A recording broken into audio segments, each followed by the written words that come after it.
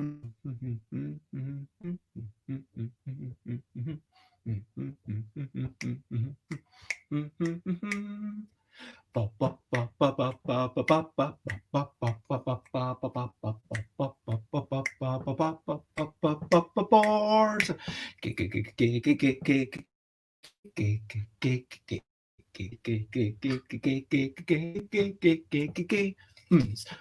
game, board games, it's what talking about. To do board games, and a shout.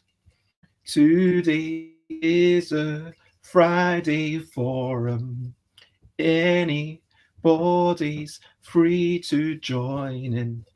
If you want to be on video and you are someone that I might know, then I will send over the link. And as I said before, you could join in, talk about board games. Board games, it's what we're talking about. Board games and anything else that comes to mind within a respectful manner, and that is PG rated. I'm not going to shout. Hello and good morning. And hello, Xate. It is lovely to see you. And Rita Modal. As I said, I am going to send out the link, and so that should be arriving about now. When I say about now, that it should have already arrived. And of course, I am Bez, as you can see from the banner over there. And if we are going to be blethering about board games and other stuff that comes to mind, it's all good. And today in particular, it's the Friendly Friday Forum with myself and anybody else who wishes to join in. So yeah, if you wish to join in, then feel free to pop in. Otherwise, feel free to relax, to get on with your work, to just listen in and do whatever needs to be doing, because you are the boss of yourself and I have trust in your abilities and you are awesome. Anyway, so let's talk about recent highlights, living life and seeing the sights. Recent highlights. Recent highlights, playing games and other delights. So I did actually play Spades last night, which was relatively nice, by which I mean we got to play it with the family. It was a game that will probably be played again because trick-taking wasn't the part of the crew that everyone was struggling with, it turns out. The part that no one could get their head around, at least in my family, was, what, you're cooperating? Anyway, long story, but yeah, the crew remains something that is just too complicated, whereas Spades, okay, that's fine. And now everyone understands it and it's all good. But yeah, I think it was like the winning a trick, but you're not actually winning. Anyway, I'm not going to go down to that discussion again, but that was what I enjoyed. Also, we had Horesh de Bodem Joan, which is an aubergine-based and tomato dish. I cooked some rice with zarchoube, which is turmeric in English. Yeah, and a bit of rice. You put a cloth on top of the pot. I was reminded by parent one to say, hey, I taught you, put a cloth underneath the pot's lid because that's absorbs the moisture and makes the rice a little bit lighter and stops it from being soggy. And so, yeah, anyway, starts off frying the rice, then pour the water in. Anyway, it's all good. And it was good rice and good Horsh the Bodem Joan. But that is what has been going on recently for me. Also, I have continued heading out, and that has been a lovely thing. And what have you been up to? Let me know. Now, whilst I am doing that, I do want to...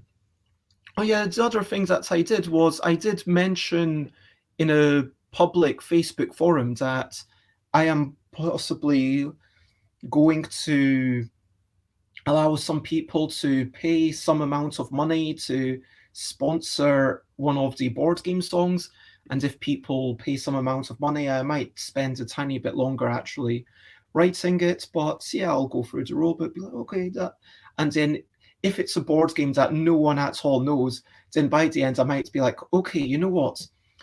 And the first letter is like Maltesers, and the second letter is like yellow, and the and like just literally spelling it out by the time we get to the fifth verse. So you will, if no one's managed to get it by that point, then you will still be able to see it. And hello, Sophia Lou. It is lovely to see you. And so, yeah, let me know what you think. If you're against the idea of some of the songs being sponsored, then let me know if you've got reasons for it, or if you think that there's something that I should keep in mind as I go for this. But anyway, let me talk about, or let me think about something that is not a board game. It is a brilliant thing. This is a little thing which is brilliant. I think I'll sit down for this one. So guess what thing I am singing about. And the first person to guess, if you're not already on Twitch, then get yourself on Twitch. Or if you're on YouTube, you can still join in the fun, or on Facebook, you can still join in the fun of guessing. It just means that you won't get the points. But this is a song about something that is brilliant, and hopefully everyone will be able to guess by the end of the first verse. I was told to do it like Charlie Chaplin. I don't mean to never talk. So I went outside the door, saw all the snow and I gawked. Putting one foot in front of the other, setting into motion the way. And I have resolved to do this at the start of every day. Getting outside, getting downstairs, it all uses my feet. And when I see a new thing for me, well, that's a daily treat. And that is literally the entire song. So let me know. And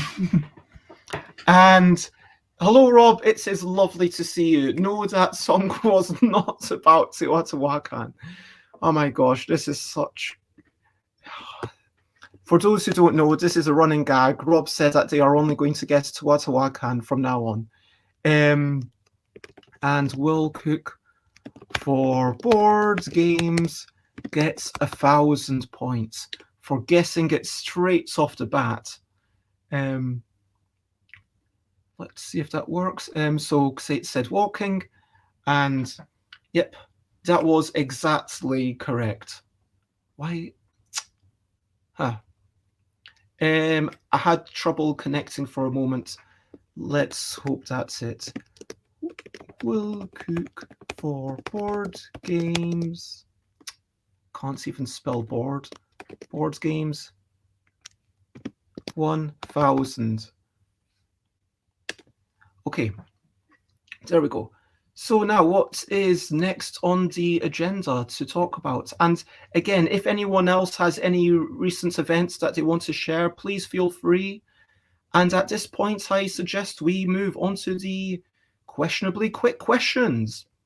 So if you have any questions for me, or if you have any questions for anybody else, then feel free to ask them. My question for myself is, where am I and what time is it? I am in Glasgow. It is 10:11 and I am on a high altitude relatively. I'm gazing at snow with a truck driving there, and there's windows and trees, and I can see everything from this window, and it's gorgeous. Where are you? What can you see? And so, yeah. My question to everybody else is, what is the last game that you played? How have you been getting on? Have you managed to play anything during lockdown, even if it's just digitally? Have you played anything in the past few days? Now, do feel free to comment, ask questions, thumb like, follow, and feel free to do all those chaotic shenanigans that we always get into. And as I said, if you wish to join me in an impromptu manner, I am going to paste that link one last time just for the YouTube and Twitch people who've just come in.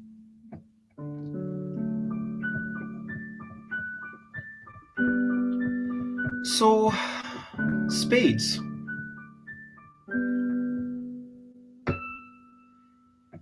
I mean, it's a relatively simple trick-taking game.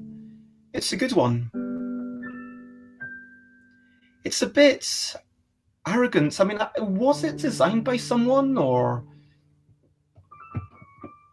I mean, I guess these things must have been, but it's interesting how, like, designers have been lost to the eons of time.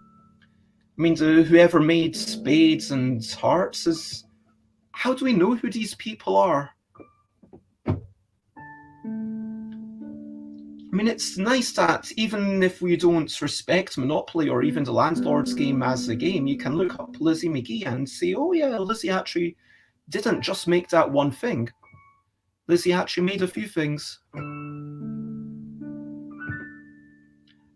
And it's kind of a shame how designers are lost to the eons of time, I think.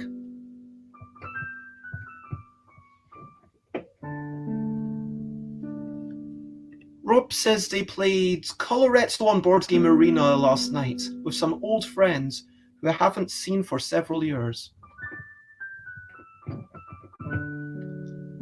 I mean, it's an interesting one. Right now, even though we may be physically apart,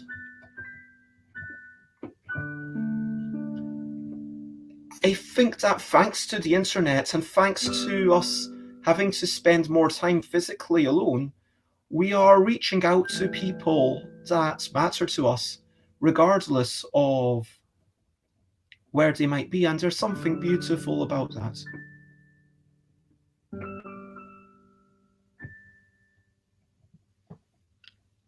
Xate played an L game online with Aquasulus and Macrencefall.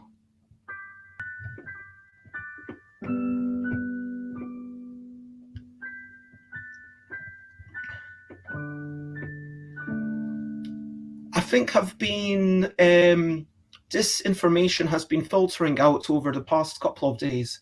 So I think I do need to do an official announcement here and then update my Board Game Geek Thoughts by Bez blog post to say, yeah, the winner of the LDEC contest, I'm going to announce it right now. The winner of the LDEC contest is not one, but two games. Because this year, thanks to 2020 and the way it went, we just weren't able to playtest these games as much as I would have liked. I would have loved to... sure, playing games online is possible, but it's never quite the same, is it?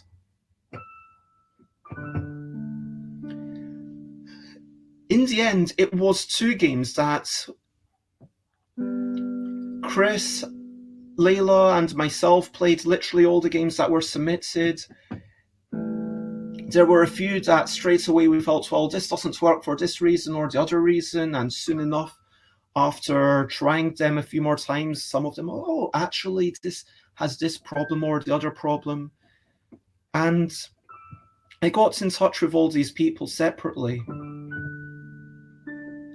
But we weren't able to do as much testing as I would have liked for those top, 4 games, let's say. And there were some really good word games. There were a couple of great word games. But it was two games that were... So for those who don't know, this is my game system, the LDEC. The whole notion of the LDEC is that you buy it once and then every year thereafter there's going to be one game at least that I say, this is a pretty good game. I'm not guaranteeing that this is a game for you, but it's a game worth trying. And so it is a game system. And unlike a lot of game systems, I am fully committed to, unlike any game system I think in the world, I've made a commitment for a minimum output, namely one game a year. And don't do that, says Xate. Well, I feel like I need to do it here because it's going to be here, and then on, see, there's people watching on Facebook and YouTube, and okay, sure, I will stop. Wait, did I say I was announcing it at Bez Day? Do you mean Bez and Friends Game Day? Is that what you meant? Bez Day is 1st of August. What do you mean? Okay, sure, I won't name the games until tomorrow. And so if that's what people prefer, then I will do it on Saturday in the morning. So I just want to say, like, these two games, I mean, the reason that I was going to do it was because if you've been paying attention, you kind of already know. And as I like things for tomorrow, it kind of has to be mentioned in the Discord.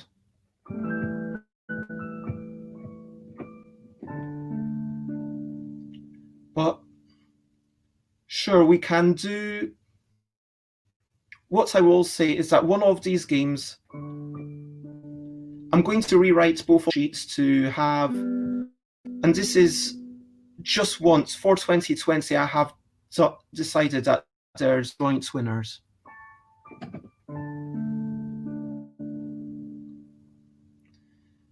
Now, these two games were designed by two wonderful people, and I got feedback from, I think, 5 people,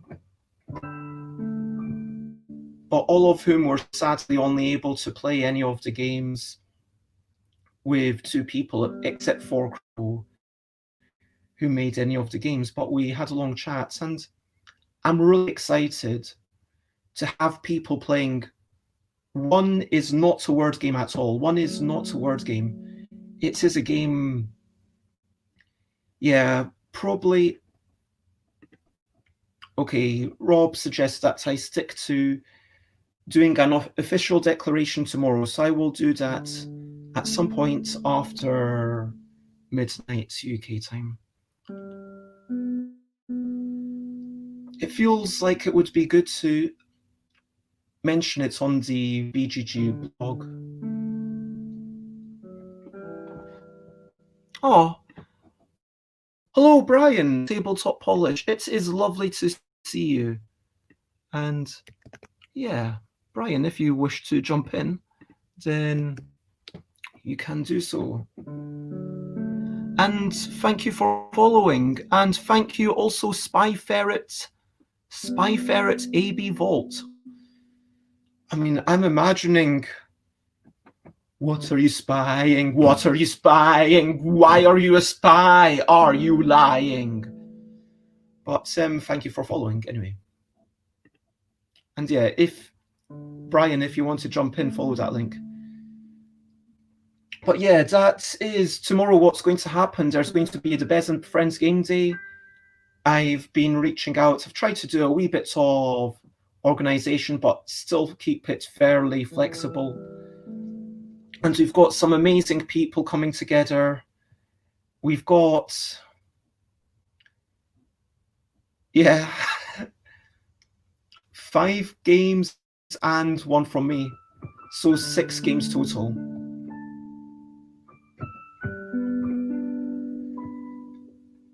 What else have I been working on? This has been a decent week. I wanted to say I tried playing a wee bit more of that Potion Explosion. It's all right. I mean, this is just based on me playing the app. It's fine. I mean, it's interesting. It's not. amazing. But yeah, the app bits would do. That makes it look good for sure. And here we're joined by Brian. Brian is joining us on the screen today. Hi. Brian from Tabletop Polish. How you doing today, guys? I cannot see you yet. Oh, How that's do people weird. see Brian? I can see me.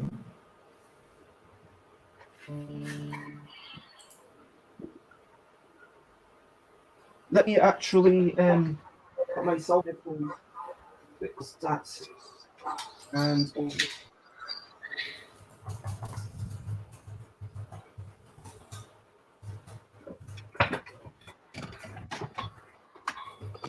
oh, Brian, thank you for joining us. How are you? I'm good. Between lessons right now. How are you doing? Yeah, not too bad. So, where exactly are you, and what time is it? I am in Poland. It is just an hour ahead of you, so 11:23 right now. And by your accent, I'm guessing that you are originally in the USA.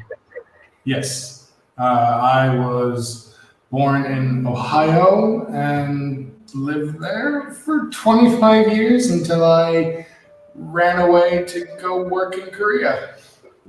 Did a bunch of world jumping for a bit. Brian, is it possible for you to find any headphones from anywhere? I do have headphones. I'm not sure if they will let me talk. Let's see. Thank you very much, because sometimes just coming out of the speakers and back in is problematic. All right. And Can you a hear quick me? hello to... I can hear you. Okay. Can you hear me? Yes. Yes. Is that better? Exactly. Yes. I mean, it was fine for me, but I'll let other people to say whether it's better for them. And Rob, actually, I think that is the pun. Do you want to Yes. talk about this name? Oh, Yeah, you just did. Sorry. I see your reply in Twitch. Yes. I have both And accounts. you are, of course, someone who deals very much with rules and words. So what is your favorite thing to do with regards to games? So we'll go to the first question. The tabletop polish name was definitely a pun because I live in Poland with my Polish wife and family, and also I was first given a job to clean up a rules text for a native Polish speaker, and he wanted it to sound more natively English. And I worked with that. Really enjoyed doing that, and decided to try doing it a bit more. Nice. And I wanted to quickly ask you if you would be comfortable. We can keep the tabletop. Actually, I'm just going to ask, how do you pronounce it? Because when it's written out, you don't need to worry about whether it's Polish or Polish. But how do you normally introduce yourself if you're reading it?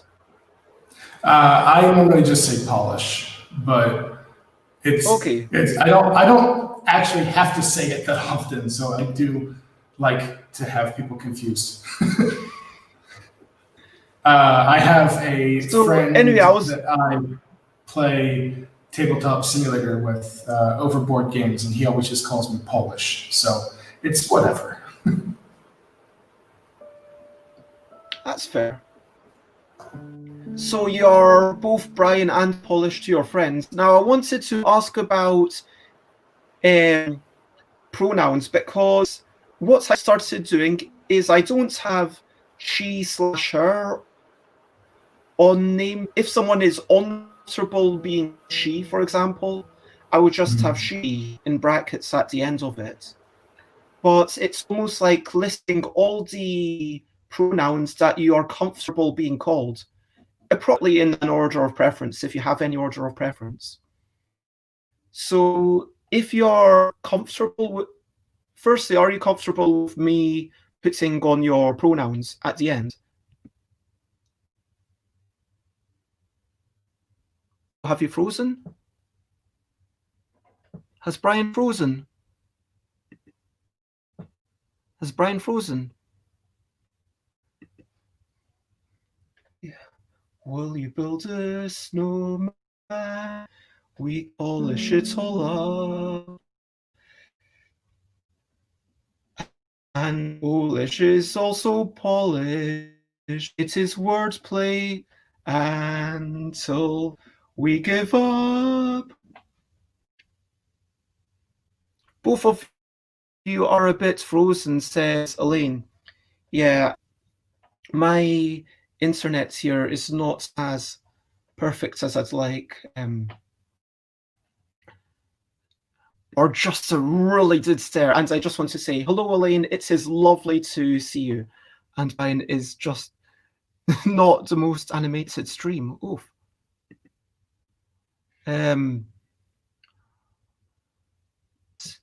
You're connected better. I keep defrosting.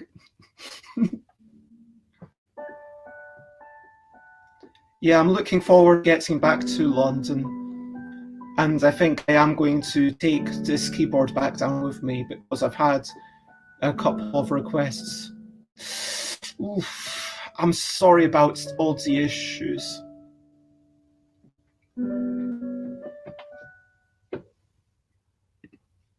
One min. Okay, let me try something. I am going to try. I know this isn't a great idea, but I am going to try to use my mobile phone just to see if my mobile phone is actually better than our home internet.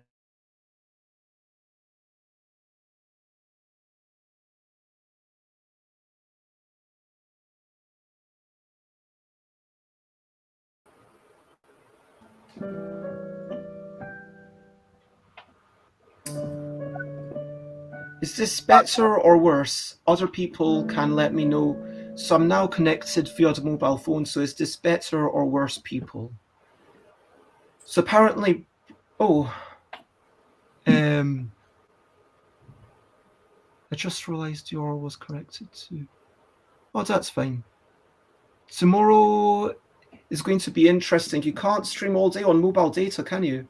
Why not? I have unlimited data. But, yeah. So, Brian, apparently we both have bad connections. This is just the way it is. Sad times. Yeah, it is. My work internet sometimes just doesn't want to connect, but it's fine. Anyway, you were asking something. I was asking about pronouns. So, what is your preferred pronoun? He, they, she? I just he, him. I can say I've never really thought much about it as a privileged cis white man. It's not something I've ever really thought about, and it's just he, him. And how do you feel about they being used to apply to you? If I were to say, "Oh, Brian, they seem like a great person." Yeah, I don't really mind. And it is actually one thing that I often have to fight the Polish, because I work a lot with most of my people I work with are Polish companies, and in Polish general language they don't have a singular they, so I often have to remind them that in English it's perfectly fine if you do that, because they always just use he, him for like a general person. So it's one thing if you need an example, then Magic the Gathering in any of the last couple of years, I think it's because Magic the Gathering uses the Chicago style guide. and that was changed. So yeah, that's a lovely thing where you can say, look, this game which sells millions of units and it's possibly the biggest grossing physical game out there. And also people need exactitude in this game. And so people need to know exactly who the he or she or they refers to when people say, oh, sometimes it gets confusing. Well, that argument falls apart when people are playing Magic the Gathering for tens of thousands of dollars. Right. Yeah. It's also really helpful, especially for Magic the Gathering, because it saves so much space on the card to just be going they, right?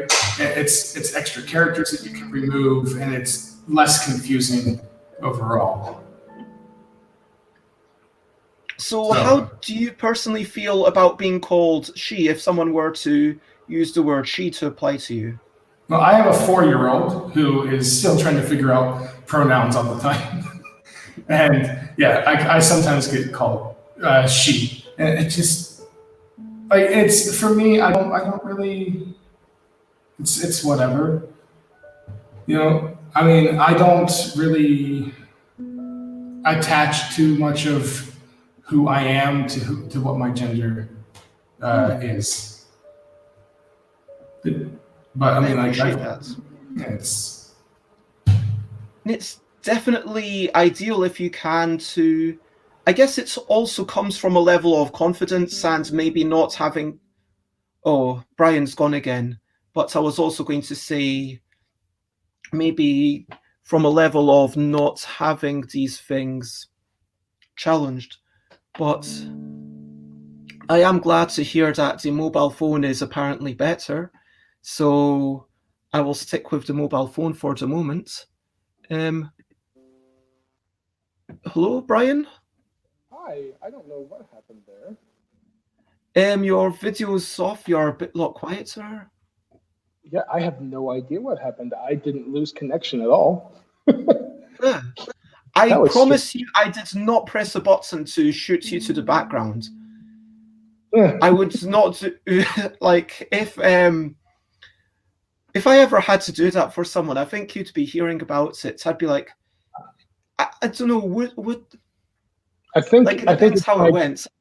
Like, because sometimes with an actual troll, you're better off just quietly banning them. But certainly, because, I already know you, it's not as if I'd be like, okay, yeah.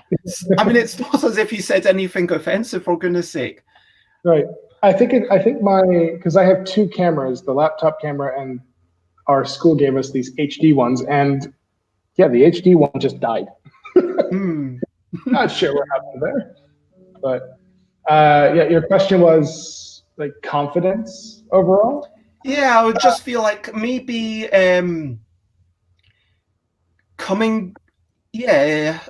being ideally, it would be like we don't ascribe too much of our identity in any singular thing. Like we don't describe, okay, I am Bez, I am a board game designer, okay, this is my gender, this is my race, this is my sexuality. Ideally, any of these things would not be the sum total of your identity. And ideally, in a sense, if anyone gets any of it wrong and says, oh, board games? Well, that sounds stupid. Well, you'd be confident enough in yourself to be like, well, yeah, that fair enough. We don't have to be friends. Well, if you say it that way, maybe we weren't going to be friends. But if they say, oh, board games, okay, fair enough. And then, oh, wait, I can't remember next time we meet. Did you make like video games? And I'm not so offended because I don't have this confidence issue in making board games. It's not like, oh, people mistake video games for that. But like with the gender, with other things, maybe because there is, I don't want to say a lack of confidence, but because it has been questioned by other people so many times and it grinds you down. Right. Yeah. For me, it's, I tend to say that I'm at this point in my life where, I'm married, I have a family, I'm happy where my position is. I don't really care what other people have as an opinion of me when it comes to things like this. Like I want people to, like me for who I am, but if their opinion of me is, oh, well, he's definitely he's not acting very masculine, or oh, he's doing something that is not like considered normal, but I'm not hurting anyone, and when I'm doing this stuff, it's like, okay, well, whatever. That's just what they think. Oh my God.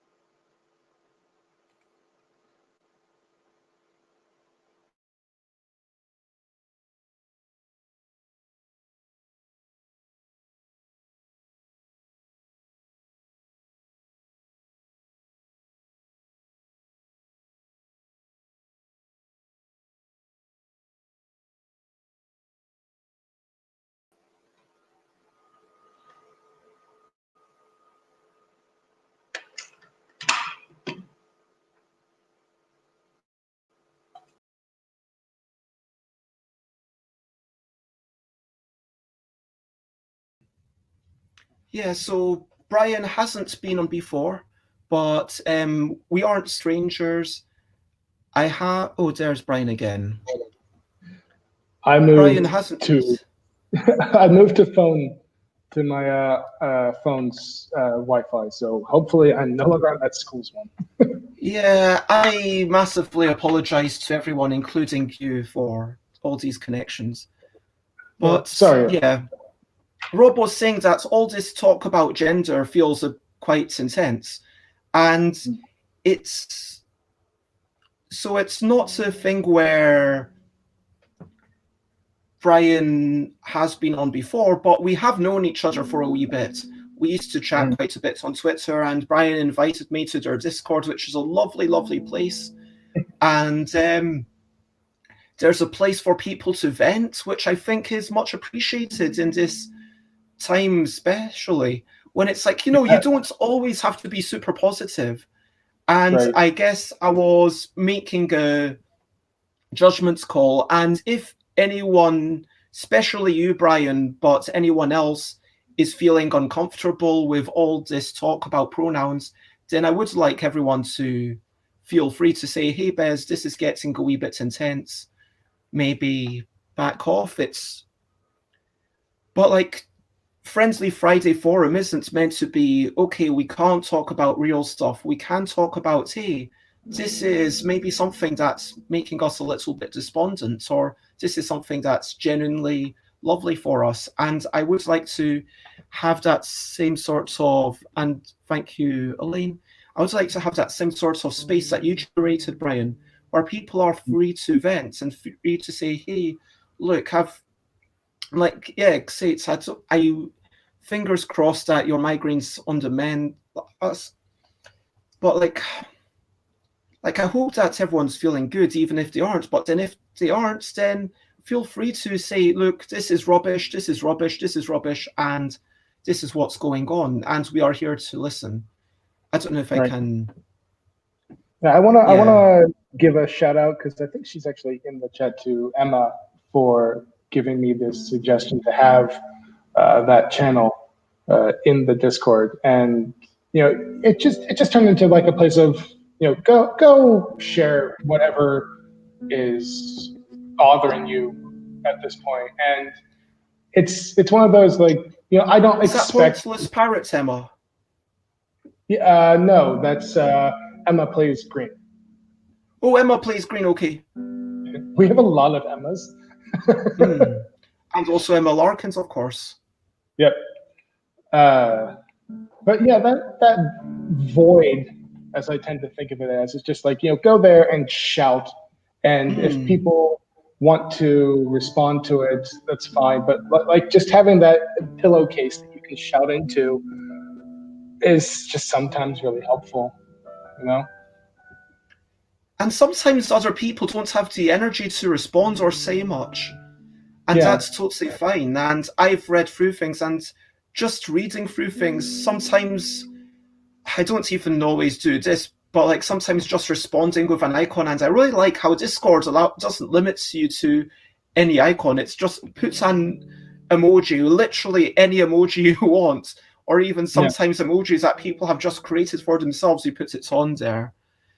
And Rob says, just catching up with the chat, Emma seems to be a superpower rather than a name, says Rob.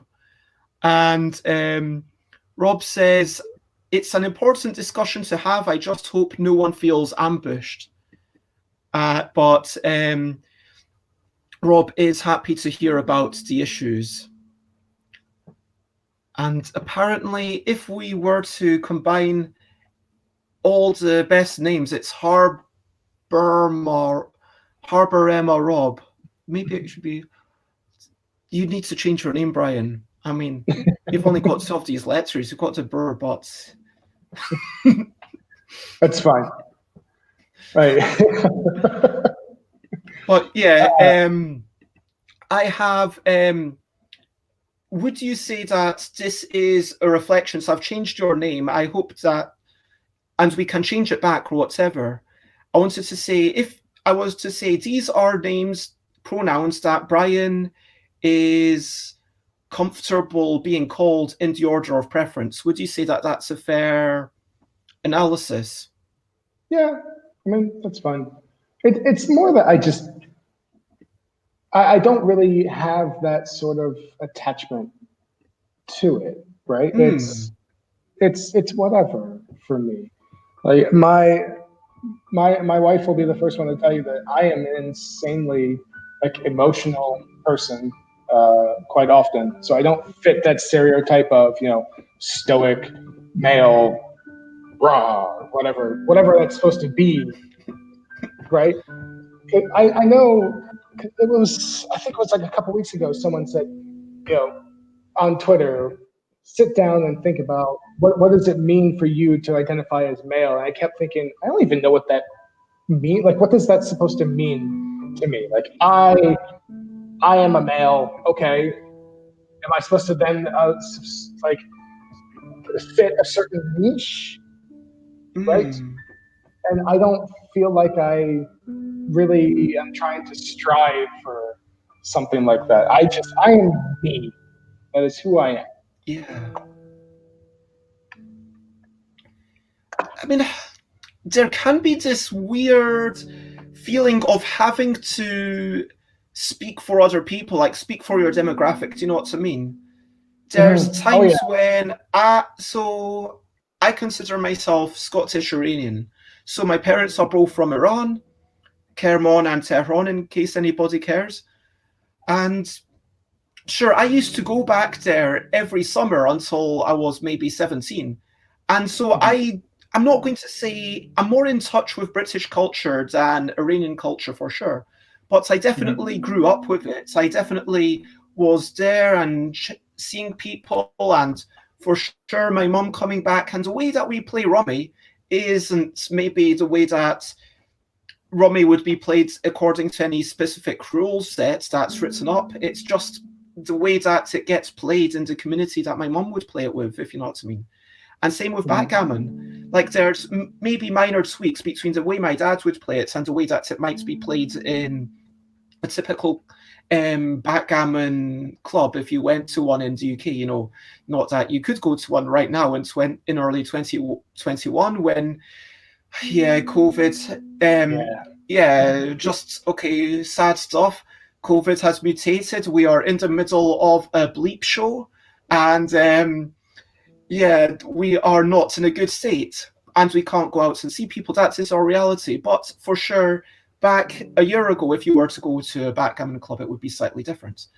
Anyway, the point is that I consider myself a Scottish Iranian, and going to school when that was, oh, you're Iranian, and when I said something, I kind of felt like people were almost judging other Iranian people on it, if you know what I mean, sometimes. Mhm. And that's not a great way. And sometimes if it's like, we do have to remember the diversity that exists within, your gender, within any demographic, whether you're this particular age, whether you're that particular age. It's not like, oh, BBBB is 20 years old, and so therefore, like, if they're a brat, then they represent all 20-year-olds are brats. No, it's just that BBBB is a brat. Do you know what I mean? Yeah. Yeah. I mean, And sorry.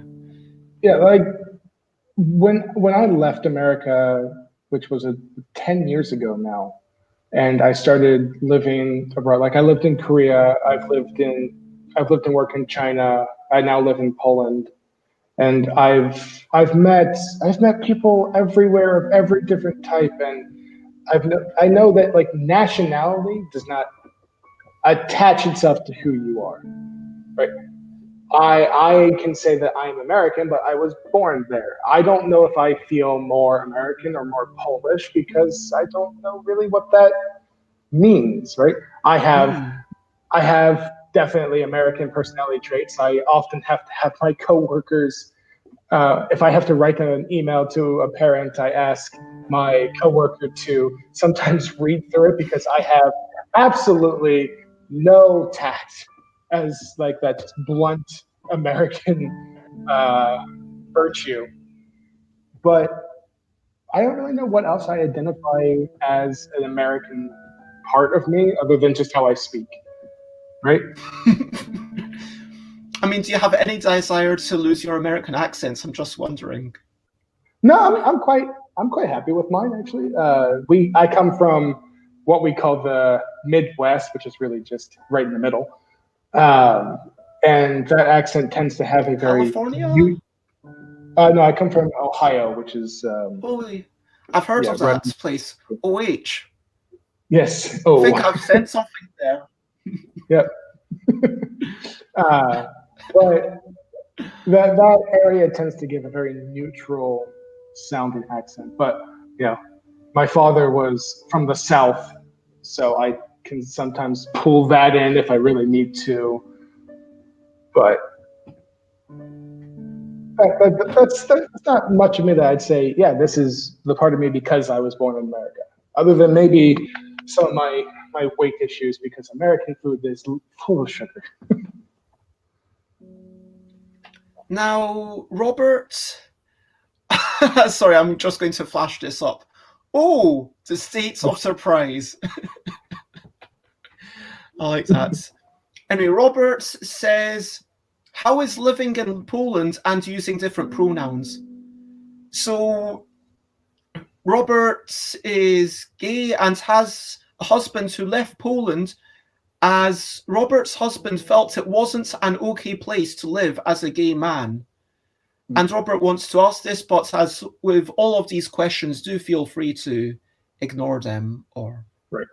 So first off, I want to let Robert know that I'm still waiting for his game to get published because it's awesome. I had a chance to play it on TTS and really looking forward to playing it again. As I said, I don't really tell people that I don't care about. Like in Poland is it's hard to say. I don't really say that I have multiple pronouns. I just don't have a preference. If you want to call me they or she or whatever, I will introduce myself as him.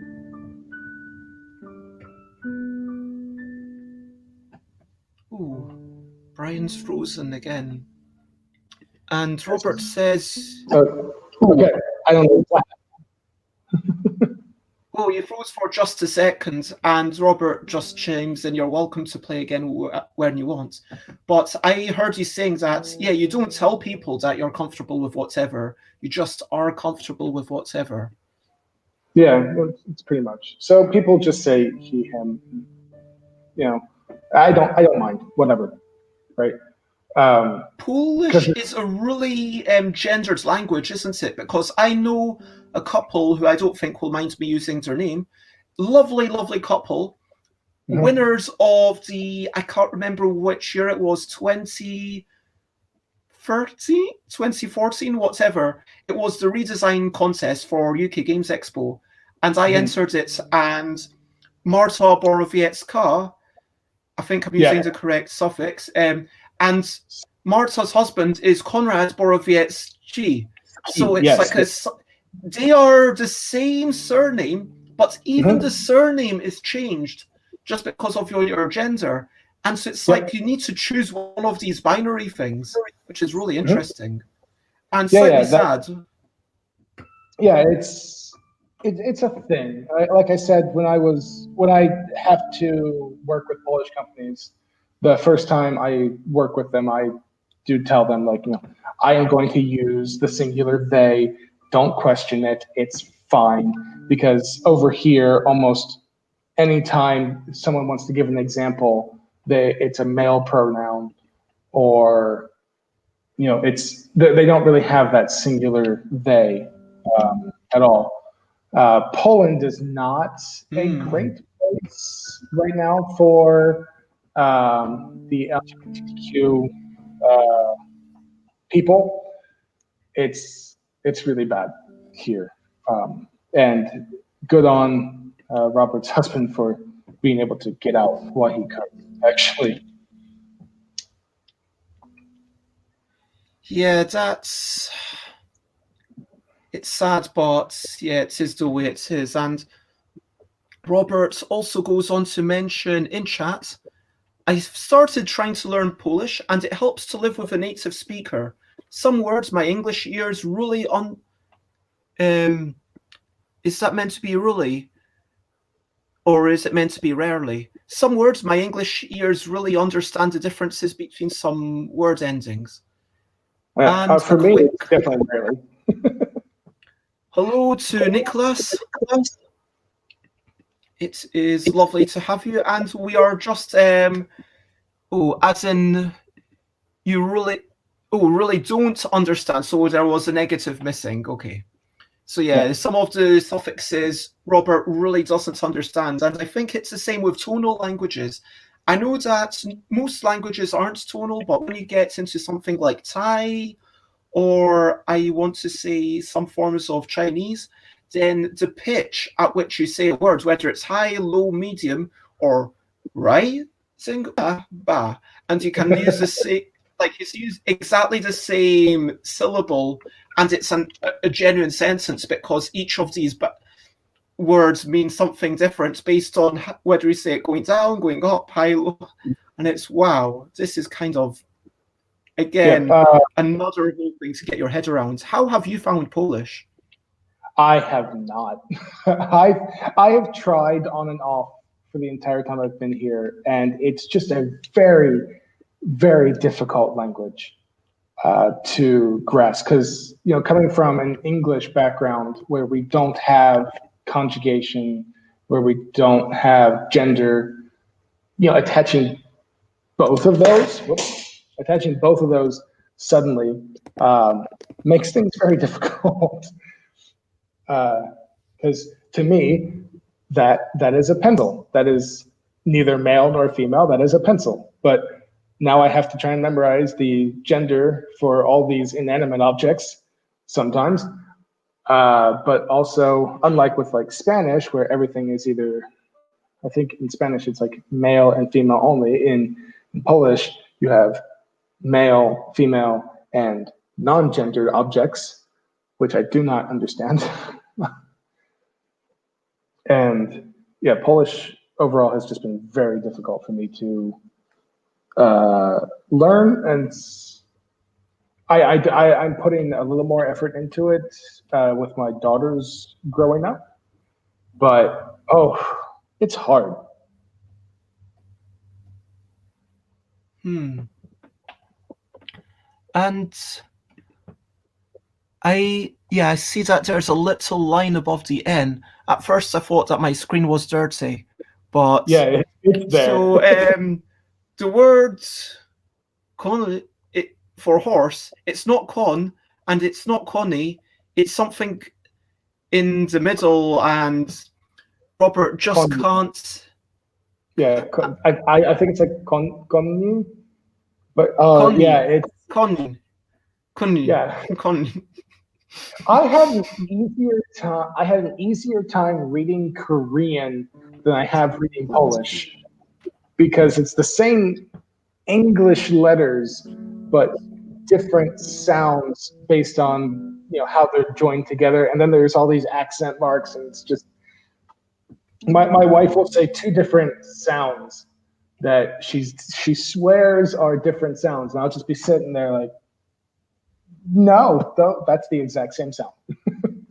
And I want to say a quick hello to Proudly Radical, who just raided the channel with 61 viewers. Wow, thank you very much. So that's why everything's going so fast.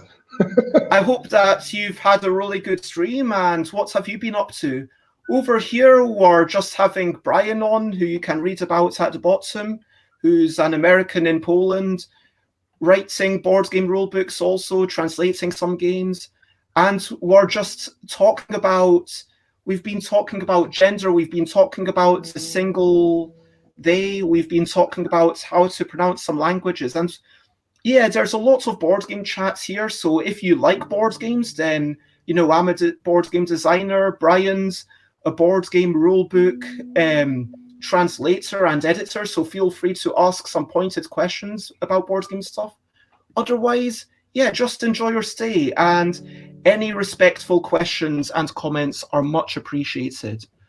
A quick thank you to MeatTray69. And yeah, thank you to all these people who joined in. It's lovely to see you all. I do have a designed game as well. I can't stay much longer because I have a class in about 10 minutes. But if I do have a chance, I'll do it. Oh, wow. I will throw up that we have Garbled going back onto Kickstarter soon. Okay, let's give a shout. I'll post a link to your... Is Twitter the best place where people can find out about it? Yes. Well, Twitter. Or do you have a link so far to what you've been doing?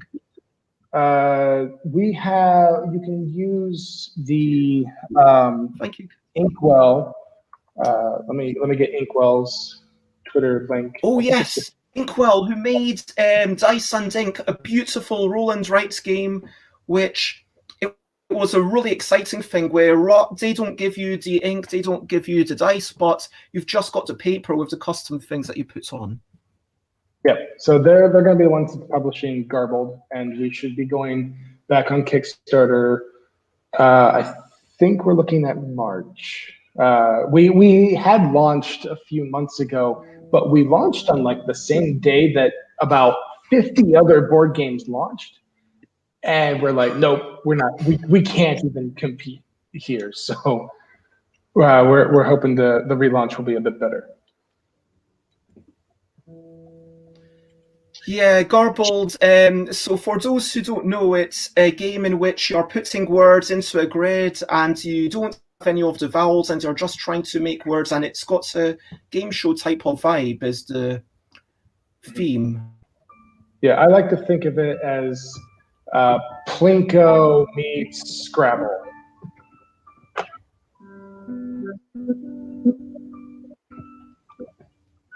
Yes, that is how you spell it. GRBLD. Yep.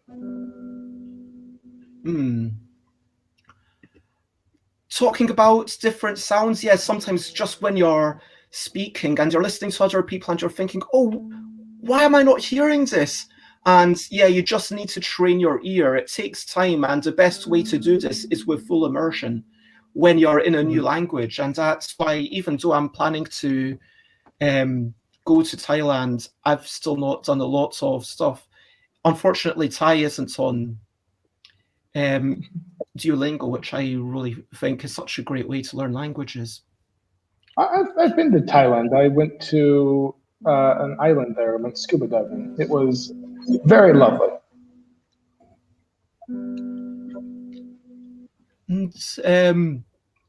Thank you, Rosa and Vivo, for following. Zealot is apparently a Gloomhaven god. I don't know what to make of this. Are you basically saying that you take your entire team? Have you played Gloomhaven yourself, Brian? I've only played it once. I need to try it again. We were very distracted that one play. I've still not given it a go. I had a box and then I was like, oh my god, I really want to. And thanks, Erico and 11, 11, 11, 11. Yeah, it's... Wow, it's quite intimidating. I am tempted by Jaws of the Lion because at least there you need to do less setup.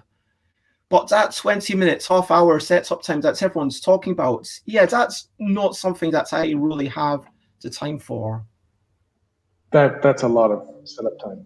I've recently been enjoying another adventure style game like that. It's called Adventure Tactics from Letterman Games, and it's real fun. Really enjoying that one.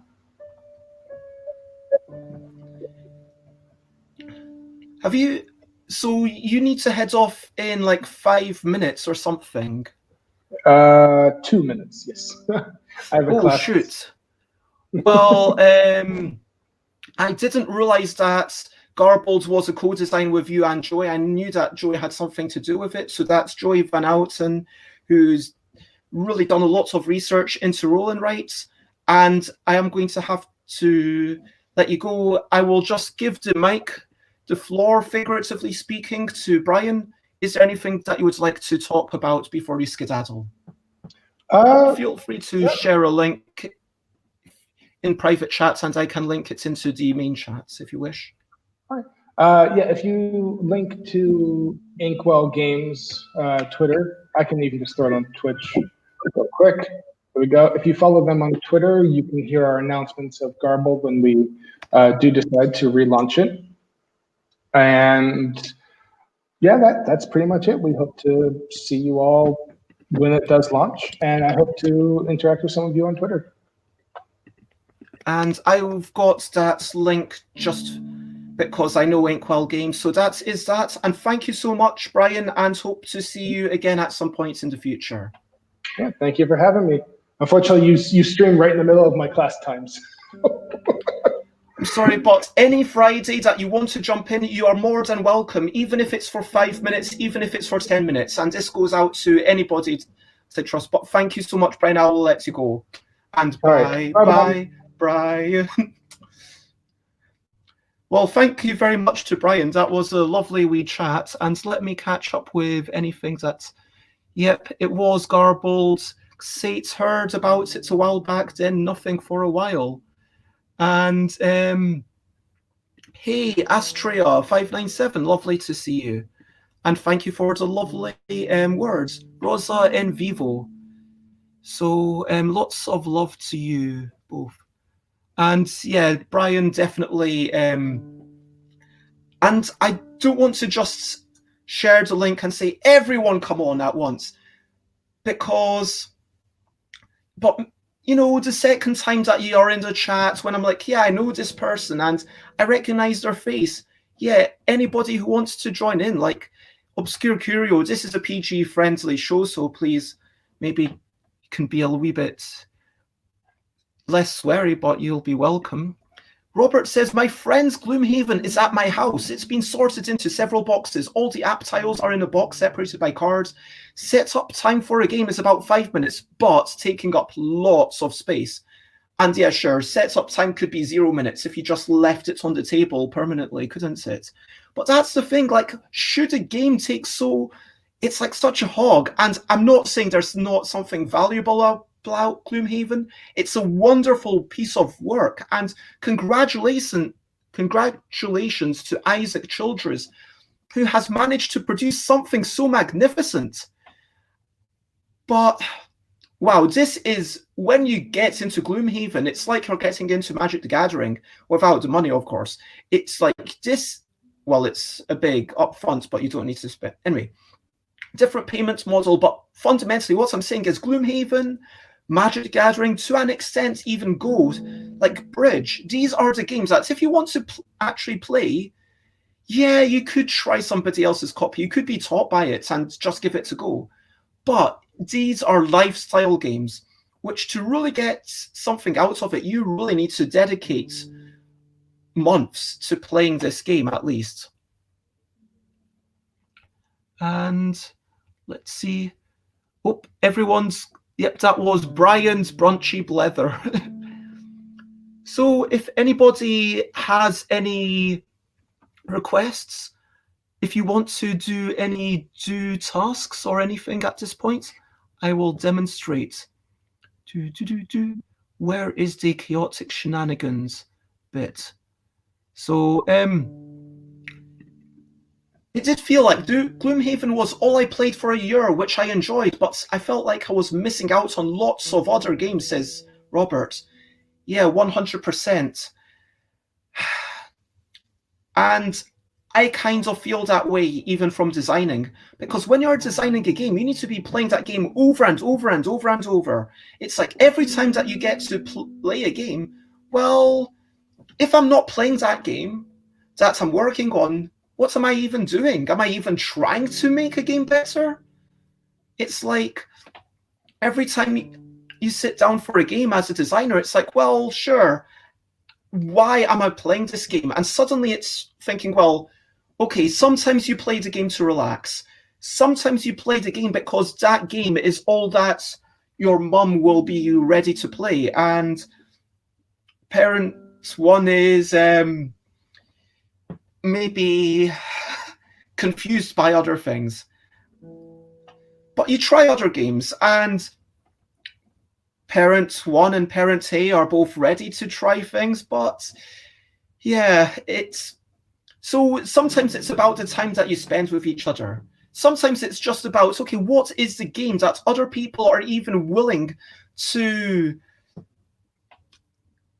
envisage? What's the game that people are willing to share the brain space of? Because not everyone wants to heavily strategize when playing a game. Sometimes someone just wants to chill out. Do you know what I mean? Sometimes you just want to relax and be like, oh my gosh, I am feeling so beat. I just don't, no Teotihuacan for me today. I'm just going to play a bit of something that I've played 10 times before, because at least I know the rules. I'm not going to have to make any difficult decisions. I'm not going to be... Yeah, exactly, Elaine. You don't want to frighten people off, especially if they're new. Bear with me for a second.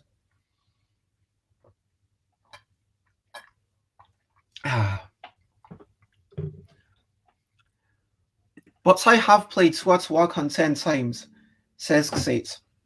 Yes, Xate. We all know that you are the goddess. How can I put this? Let's go with goddess. You are the goddess, the amazing person of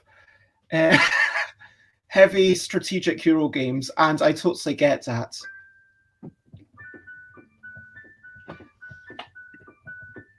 Rob leaves, so we all say Teotihuacan a lot.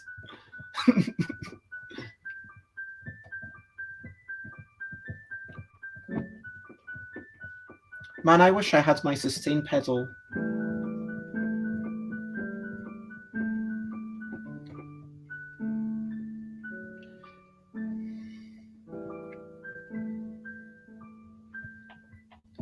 So, this is Rob's punishment in the Teotihuacan Hour Begins. So for those who don't know, there's a running gag in this show. Teotihuacan is the name of a game. It's a fairly meaty Euro game, and it's just a little bit hard to pronounce. And so Teotihuacan, yeah, people put all sorts of tasks relating to Teotihuacan, and yeah. And just to clarify, Rob hasn't left. Rob is lurking, and Rob does have a Bluetooth headset, so Rob is presumably wandering all over. So we'll get to hear. Shh, Rob, I am just getting you your Teotihuacans, says Xate. Yeah, I see what you're doing.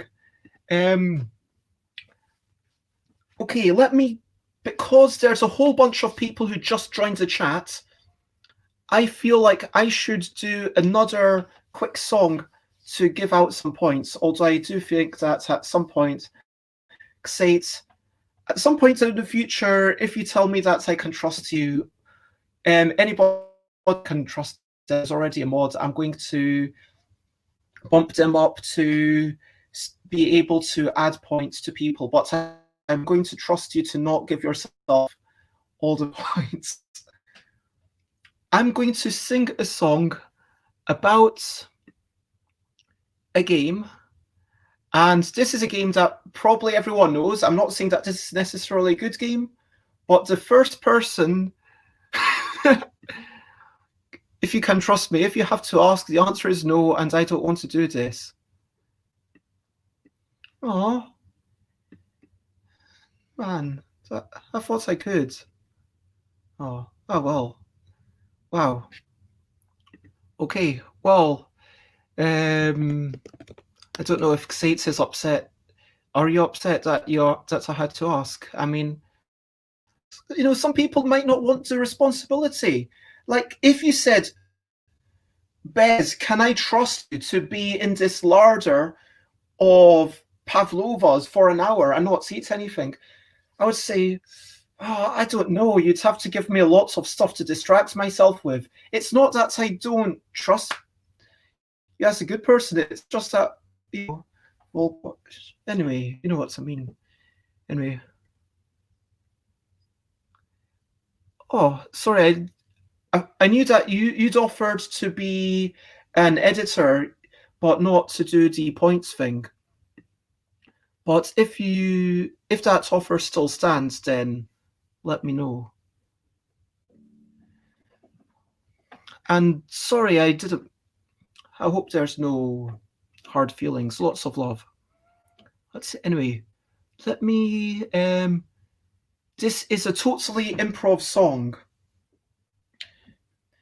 about a game which I'm not saying is a good game, but it is a game, and the first person to guess this will get some sort of busy bonuses.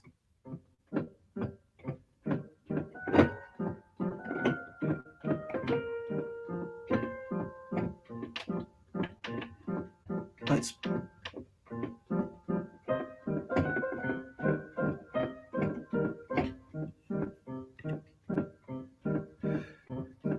Screw climbing up.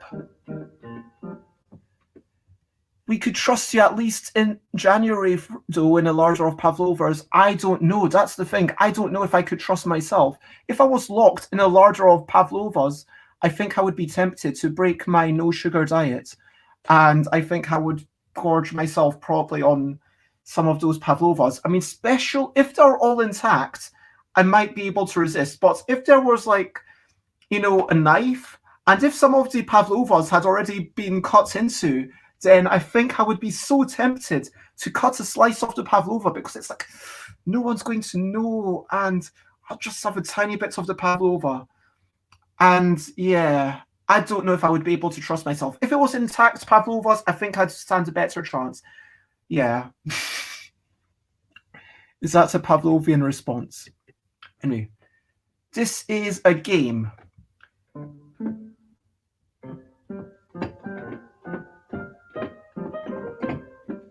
Roll the block.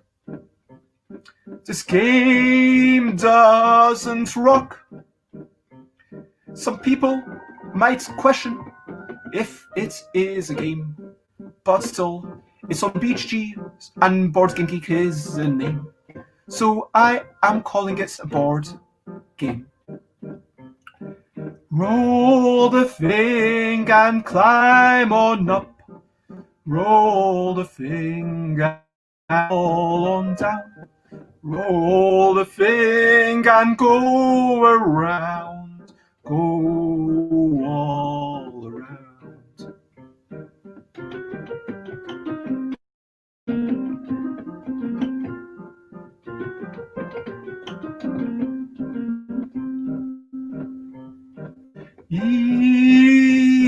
evil, good. This game originally designed to teach morals and tell you what you should do. There's animals that make you go down as you try to get to the end and you go around.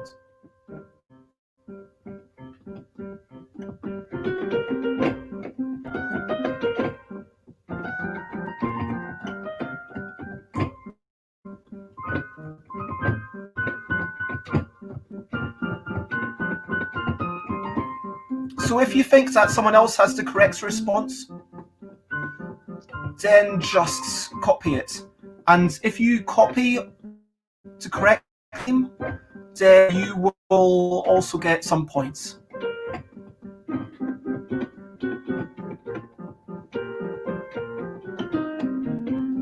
I have not ever finished this game, even though I taught it to a 4-year-old.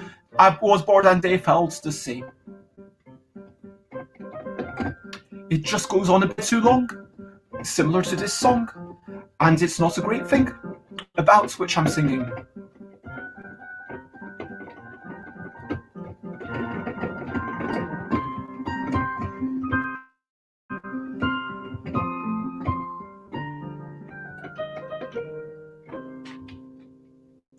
That definitely sounds like Teotihuacan, says Rob.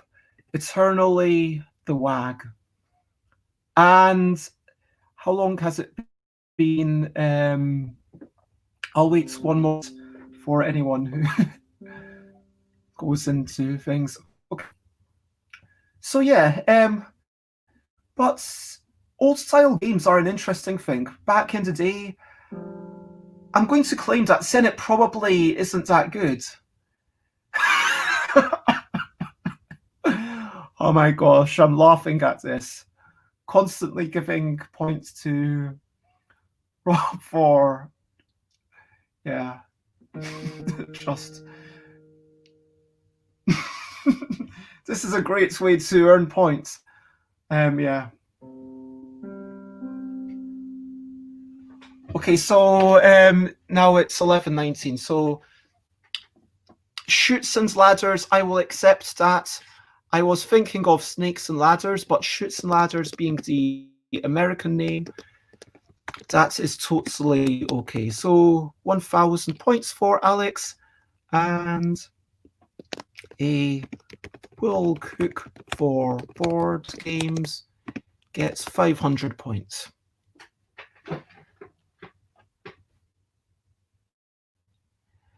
And there we go. So Rob spent 500 points to make me do a semi-random task. So for anybody who's in the chat who is wondering, what are all these chaotic shenanigans all about? How does this work, Bez? Well, it's exactly like it is written just over there. And why can't I find the chaotic shenanigans bit? Let me just... There we go. Chaotic shenanigans. So first I take 3 things. 3 tasks that have been previously written. I look at all 3. And I am going to now I offer Rob both of the remaining ones. So either a love song, but instead of love, I replace the words love by Bez, or I suggest 3 Dungeons and Dragons character ideas, D&D character ideas. Let me know which you would prefer. 3 ideas for characters or a love song, and you can choose the song as long as it's safe-ish for work. And preferably, I'm honestly trying to think of a love song. This is where we go blank, and I'm like, what is a love song? I don't even know any love songs. Love song on Google. Let's see what comes up. Best song, says Rob. Okay. Typing love song, I get Sarah Bareilles' love song, In Blood song. So all of these songs that are just called love song. Stand By Me is apparently a love song. Unchained Melody. Oh,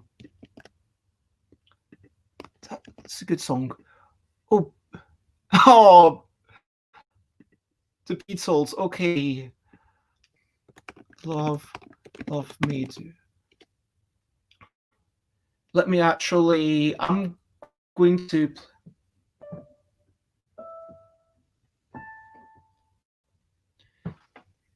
Let's see if. With my headphones, I'm just going to be listening to this song for a minute and trying to see if I can work out very quickly what key it is in and also find the lyrics. Love lyrics. There we go. Wow, normally it's at the top and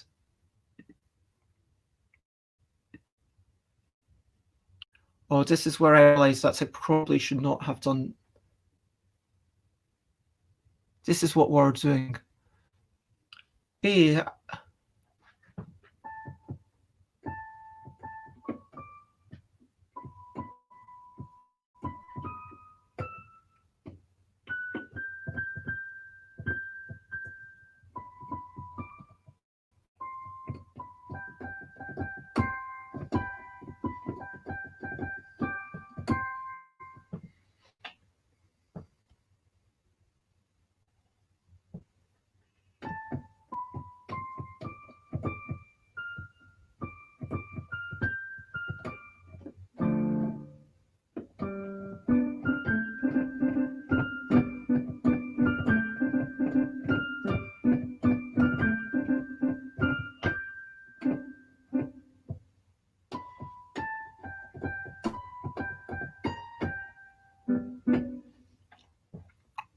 Okay, I think I've got a vague idea. This is the first time that I have ever played this song, so I apologize for how rubbish this is going to be. But, you know, it would be less rubbish if I spent more time on it, but it would potentially also be less fun. Love. Oh, sorry. Bears me do. Bears me do. Bears me do. You know I bears you. I'll always be true. So please, bears me do. Whoa, bears me do. Bears me do. You know I bears you. You'll always be true. So please, bears me do.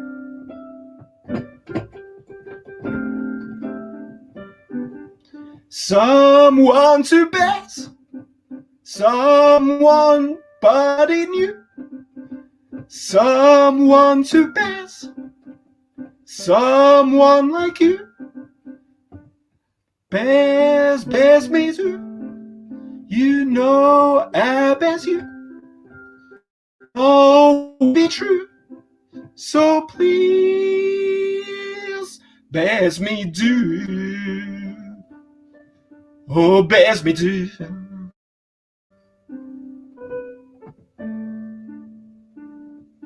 Bears me do. You know I bears you. I'll always be true. So please, bears me do. Yeah, bears me do. Whoa, bears me do.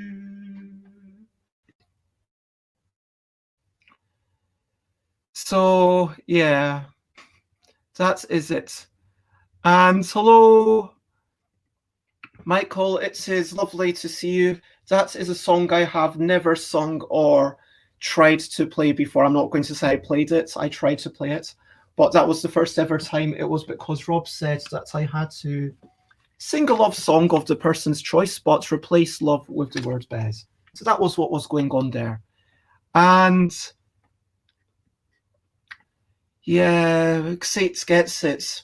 Xate's husband just doesn't Bez Xate anymore. You need to feel the Bez all together now.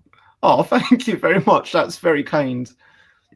Okay, so and if anyone else we've only got 2 tasks.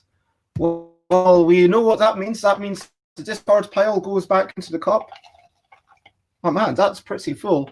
And I'm going to put all the things back in. So, yeah.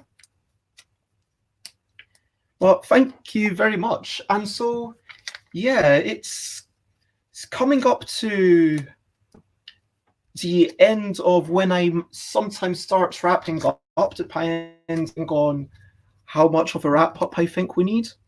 And feel free to keep the chaotic shenanigans coming. But, yeah, what have we... we've had Brian on. We talked about gender. We talked about, maybe being comfortable with something. And if you are sort of, comfortable with literally any pronoun, then it's not something that you need to advertise to other people. But that was a really interesting conversation.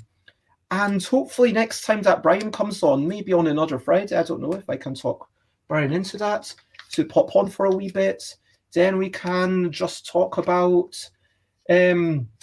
actually making games and about editing those rule sheets.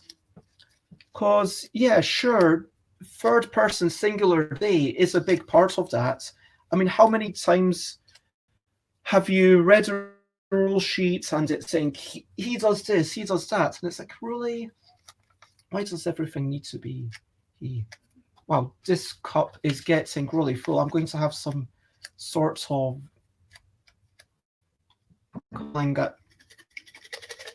it doesn't feel like things are going to really get shuffled anymore. But yeah, it was lovely. And then we got to massive raid, and I want to say thank you so much to everyone who came in. Proudly Radical. Can someone see the name of the person who raided me with loads of people earlier on? And that was quite exciting, and it was nice to see all the new names in the Twitch. And oh wait, Rob added a task. Oh, play Snakes and Ladders on stream. Oh. No, that's a step too far. Nah, this is where. Let me go into stream elements and try and change Xate's privileges if I can really quickly, just to avoid me having to do all these refunds myself when Xate is here. But I just don't want to place I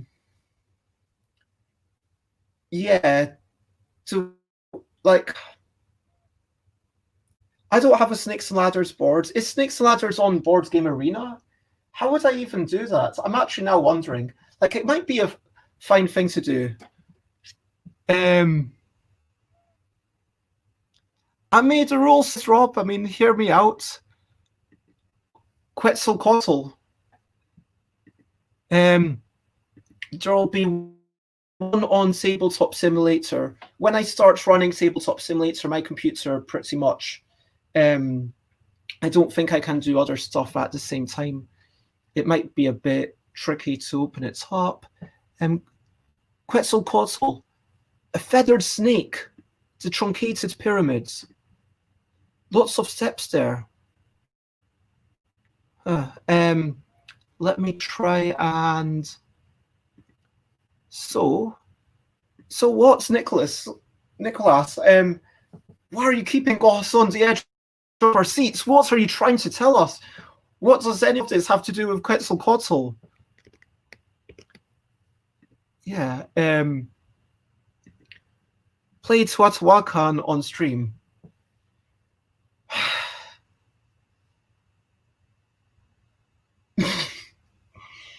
That is not a minor task. I am... Maybe I feel like I should add some major tasks, like another separate cup for like something that will take an entire stream, and be like, okay, this is what we're going to do next time that there's a thing, or yeah, it's like some ridiculous amount of points, like I don't know, 5,000, and then we just do an entire stream of it, and we get everyone together, and I try to organize it. We could make a roll and write version of Snakes and Ladders. You know what? Maybe let's do this. Rob, is Michael still in the stream? Michael, are you... Wait, it's okay. I've managed to get into Twitch. Michael, is Michael still in the stream? Because depending on when Michael was going to do their next game jam, maybe I could do a game jam. Maybe we could work together to do a game jam. Maybe the game jam could be something to do with... No, because then if I announce it now, then there's not the sudden inspiration. But yeah, everybody now I've already uttered exactly what I'm thinking. Anyway, yeah, Michael, when are you doing your next game jam? I don't want to step on your toes, but yeah, when are you doing your next thing? Do you want to do it in June? There we go. So that's ages ago. Wow. I mean, we might, fingers crossed, be out of lockdown by then, but January, February, March, April, May, June. So what's about I do something in March, or like Bezzy Game Jam? Like, yeah, Bezzy Game Jam in like Jam Idol. Yeah, like we could. And Robert says, I've often thought about how to make versions of some old games that involve decision making and not blind luck. I'd love to see an updated version of Battleships or Snakes and Ladders. Yeah, 100%. And so, yeah, I mean, I know that, oh, by the way, talking about things inspiring other things, I was chatting to Grace Kendall and Michael Bell Soul, and yeah, about who run the tabletop game mentorship, and was letting them know that thanks to their thing, and us chatting about it in Matthew's stream. Then Dick was coming on to this show. This is an interesting one, right? For those who don't know, left, center, right, you roll the dice, and then for every L that you get, you put one of your chips to the person on the left. For every R that you get, you put one of your chips to the person on the right. For every C that you get, you put it into the central pot. And that is basically the game. Eventually, one person's left as the only person with chips remaining in the game, and then they win. Now, I would say that, yeah, to make it a game that we would enjoy, like a game with decisions, kind of takes away from it. Because the thing about Snakes and Ladders is that I don't know anyone who actually plays Snakes and Ladders as a recreation or enjoyment. Like, maybe I'm wrong. And hello, So Crafty So. It's lovely to see you. We're just talking about updating old games. Let me get rid of this banner because we're not recapping. It was just me recapping, so I don't. So anyway, yeah, LCR. It feels like people are already playing that and enjoying it because it takes them zero thought. And they basically do that as an excuse to be together. I kind of think that the way that Rummy is played in this house is along those lines. Sure, there is an actual puzzle every turn. Sure, there's actual skill in that game. Sure, there's something to think of, but there's so much downtime. It's not a game that we would say, but why me banana? Asks Alex. Rob also wants to do a cribbage-ish thing. Captain Sonar is a zoomed-in battleships. That's a fair point. So I could see that definitely as a thematic thing. I am certain that there could be something with decisions based on LCR. That's a really interesting one. Yeah, something where I guess the central mechanism is you've got these dice and who do you give it to? LCR is the game that I just described. There's no decisions. You just roll the dice and the dice tell you who to give chips to. And the last person with chips is the winner. That is the entire game, literally. There are no... do I know many 48-year-olds? Yes, that's what I was saying, because I kept trying to teach my nieces Snakes and Ladders, and then they played it, and then they just got bored of it. My nieces, my nibblings, were all about don't tip the waiter, and, you know, hamster roll, and safari, and also in a bind. They quite enjoyed that. So this was before they could read. I mean, yeah, that's it. And I mean, I might be completely wrong. You're quite right, Michael, that it gets into the whole thing of there's all these gamers that we are simply unaware of. And the reason that parents continue to buy this game is that because, I mean, yeah, I would like to know, like, what portion of those games actually end up getting played and enjoyed. Like, are they actually just buying that game because they're like, hey, it's a game I know how to play, I will teach it to my kids? Or is it something that they've actually enjoyed afterwards? Have they actually finished any of those games? Because I've never finished a game of Snakes and Ladders. I think I finished exactly one, which was just, okay, let's there. And Rob says, oh yeah, just taking that mechanism. Oh, hello. Maybe my nibblings have an advantage because my young relatives know someone who makes fun games, therefore they get bored with really luck-based games. That's a fair point. And hello, CT, it is lovely to see you in the chat. Robert says, when I was about 8, I had a roll and move game called This Game is Bonkers, which wasn't dissimilar to Snakes and Ladders, but players were deciding what spaces sent you forwards and backwards. Okay, so it's like a make your own Snakes and Ladders sort of thing. And I loved playing it as an 8-year-old. Yeah, and having that kind of... And how many people... Is any of you familiar with the Angry Video Game Nerd? And yeah, Angry Video Game Nerd at one point showed like the board games that they designed as a kid, which was basically just, but like some spaces sent you back, some, and it is actually a really nice thing. Okay, you've got to follow these instructions, and Snakes and Ladders teaches you to take turns, roll dice, do something with the die rolls, and deal with winning and losing. It is the ultimate gateway game for little ones. I would agree with that, except I believe that it's still a bit too long. I personally feel like 10 by 10 is a wee bit too much. I think that it should be maybe 5 by 5. Just simplify it a wee bit. I think it's too long. Because,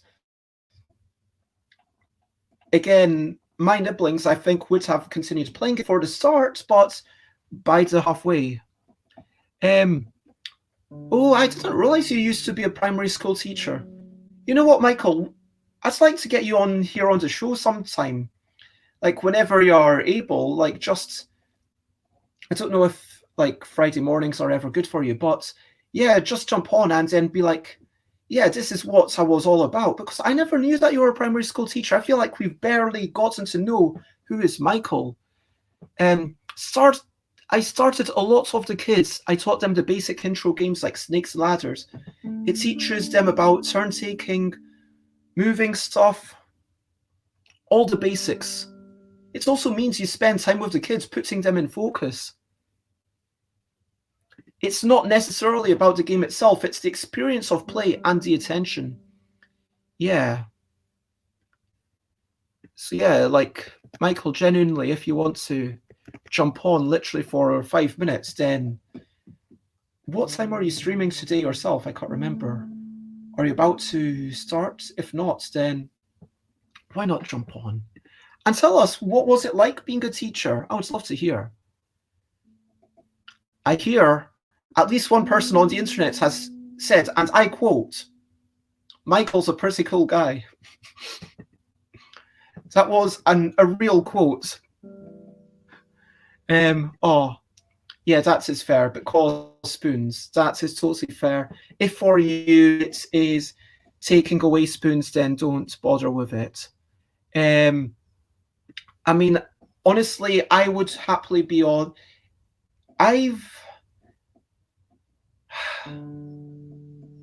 Yeah, is that right, Michael? I mean, is it a spoon negative thing? Because for me, being on stream, like, I feel like it's a spoon positive thing.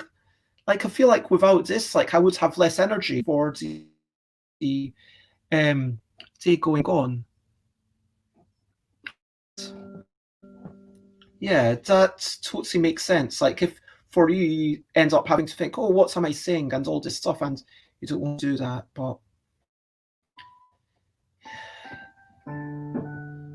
like, it's interesting. All this talk LCR, people who enjoy LCR, people who enjoy Snakes and Ladders.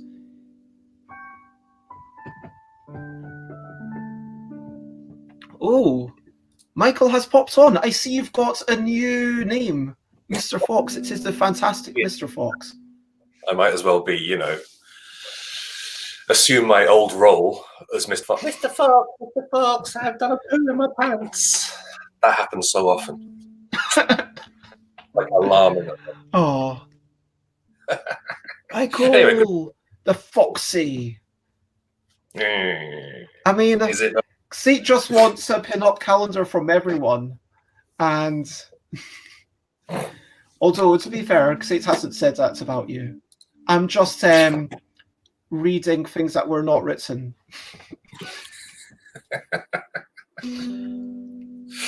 So what do you want to know? Everyone I have an open book.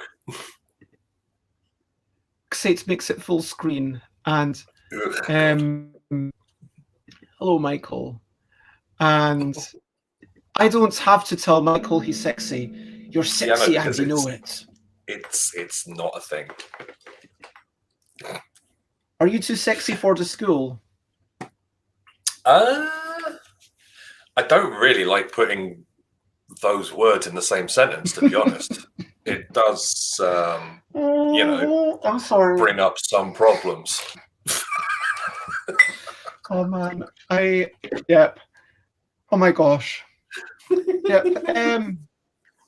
Are you School too is meant to be sexy a good for and your pure hat? place. Oh God, no! If I was too sexy for the hat, I could not wear the hat. Actually, I will be wearing a different hat this evening as well because I found my old flat cap, so it's downstairs. So it's like, yeah, new hat. Well, old hat, but you know me and my hats, so that's all cool. Anyway, how are you? Are you okay?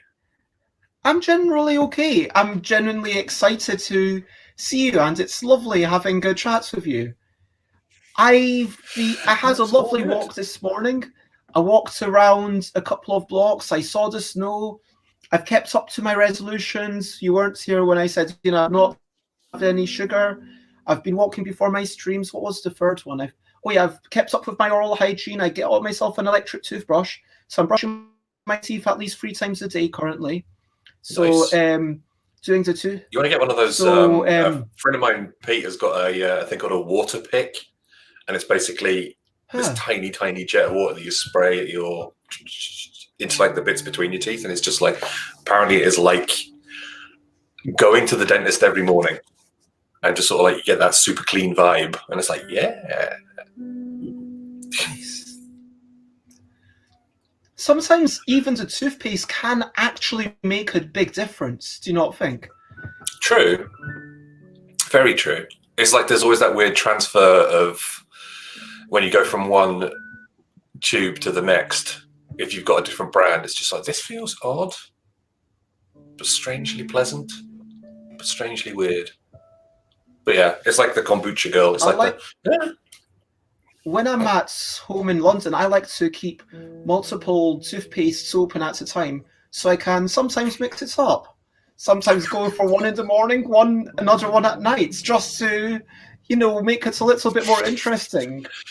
It's like when you got 3 different cereals on the go. So like there's Cocoa Pops, there's Cookie Crisp, and there's Weetabix, depending on if you want to be grown up or not. And it's like, yeah, I'll be grown up today. I'll eat Weetabix. And some days you just want to eat kid cereal. Same with toothpaste. That's how it goes. What is your favourite cereal, Michael?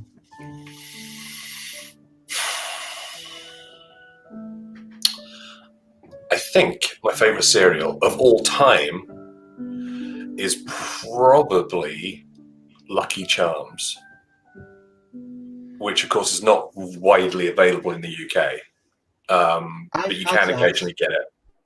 It's good. It's good times, man. It's sugar bombs basically, but I'm okay with it. It's good. It's tasty. Gets you started. Gets you the energy you need.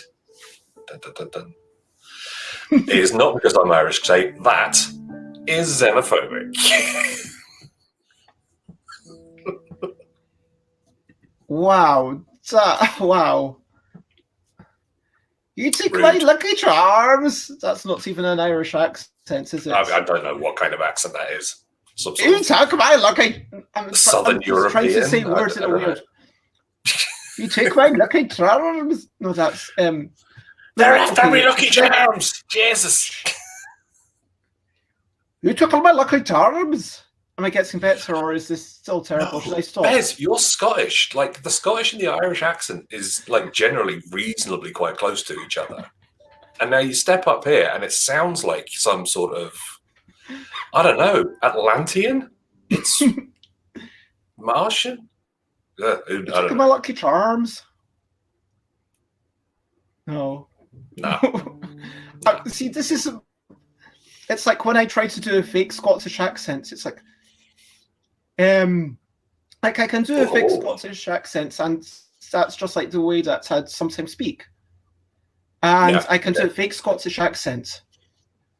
We are gonna go down to the road, me chickies. Bez, I remind you, you're Scottish. You don't have to do a fake Scottish accent. You just talk. That's how it rolls. I don't know, my Scottish accent, I don't know what it's like. Hello, it's me. I'm from Scotland, and everything is fine. That's a pretty good accent. 6 out of 10. Pretty solid. I'd give you at least 7. Oh, bless you. Bless you for your kindness. Bless you for the extra point, at least. So it's cool. Oh, CD Mrs. Weetabix. Apparently, in New Zealand, they have Weet-Bix, which is Weetabix with bits in it. Wow. Weetabix with bits in it. Like what kinds of... chocolate bits? Raisins? I have no idea what kind of... oh yeah, Saint opened a new toothbrush. It has the weird scrubby bits on the back. That's like massaging your mouth. Yeah, exactly. That's as CD mentions, for scrubbing your tongue. I do that sometimes if you've had some chocolate, then you get, bits off so that you don't keep that sugar on your tongue. And wholemeal, whole grains, apparently, according to CD. Yeah. I'm just here for the basic ass Weetabix. Thank you very much. Which I did have this morning, and then I learned that one of my cats, Dee Dee, also now likes Weetabix. Because when I put the bowl down, she was like, "Oh, what's this?" And I was like, head straight in, and goodbye breakfast, remaining breakfast. And it was like, yeah, okay, that makes sense. What terrible flinging is going on here. Yep, exactly, Rob. We are flinging those horrible accents around, and they are terrible. That is yeah, but Michael, how long were you a teacher for? Not a huge time, only I think 5 years, because ill health and stuff. Because standing up all day doesn't do super great stuff for your back. So, but yeah, it's super fun times, and it's great apart from the grown-ups. So parents, Well, it's all the admin other and teachers. stuff. Yeah, no, the admin's fine. Office politics. Yeah, like everybody has to deal with office politics in whatever job they do. And it's board fine. games. Like I guess, like in hub games, there must be some office politics. Yeah, me and Rory actually never talk to each other off screen. We're like two divas. That's a huge lie. I went for a coffee with him yesterday. Oh, okay. No, we're pretty. Hub games is pretty chill, but yeah, we're all. Maybe it's like. Do you think it's when you get above, I don't know, 5-10 people? Like maybe 10 people is like, okay, everyone knows each other, everyone's kind of friendly, and then as you start going above like a certain number, it's okay. Now people start being mean-spirited and turning their backs on people. Do you know what I mean? Maybe. I mean, I don't know what the threshold would be. Like, we'll have to like do an international study, and it's like, okay, how many people are in your office? And question 2, do you like everybody in your office? And then like, we'll see whether no's start coming in. It'll be around like 11 or 12. And it's like, yes, Rob, it was a very socially distanced coffee. It was pretty impressive how we sort of maneuvered around each other. I was standing on one end of a wall 3.5 meters away from Rory, who was standing on the opposite side of the wall at the other end, which was pretty impressive. Oh. Because of course we're now under legal lockdown here in Belfast as well, so you can only go outside for essential journeys. So, and now you are part of the EU, is that correct? I mean, officially, I believe we are. Yeah, officially, Northern Ireland is still in the European Union because we can't have the trade barriers because, Northern Ireland is attached to the rest of Ireland.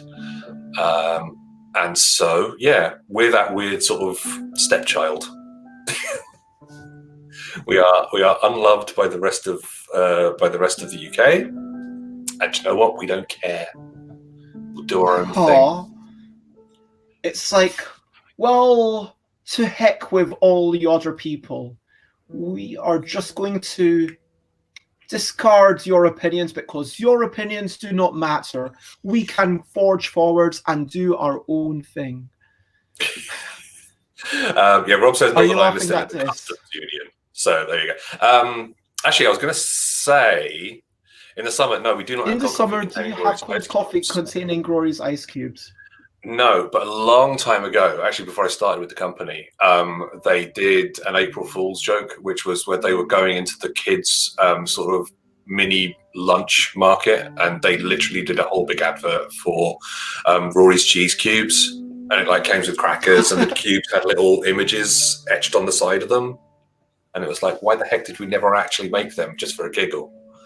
But yeah, that was pretty impressive. We could do some customized cubes, I guess. This is the kind of thing that you should get Xates to make. I hear that Xates will cook for board games. And also will not just cook, but will also craft chocolates. And maybe Xates might be willing to expand into cheese. Yeah, the cheese carving. I mean, I did say that the Idler Michael channel was going to pivot strongly into cheese in 2021. So we'll, maybe we could really lean into this, an entirely cheese-based board game. I do need to go to the shop later and get some food. So, there's an excellent deli just around the corner. Could get some very, very good different cheeses, start making some weird games. The reason that I asked, and Robert saying, one of the great work from home advantages is the lack of office politics. I have heard that from other people as well. I mean, I'm missing my office politics, by which I mean I'm missing seeing Chris once a week. That's honestly, like, I've never worked in so when I've been employed in the past, it's not been for the most skilled things. It's been for, okay, yeah, being a checkout operator, I'm not going to say like a monkey could do it, certainly there you can do it better or worse, but cutting up entry-level jobs, let's say, cutting up dead animals, being a butcher, fishmonger, things like that. And I always actually quite enjoyed the relation dynamics between myself and the other people who are around there. But then sometimes it's like the manager who's just like, really? You're not allowing me to work 4 days a week because you're worried that other people might also want to work 4 days a week. How does that make any sense? If everyone wants to work 4 days a week, why not just let everyone work 4 days a week and improve morale?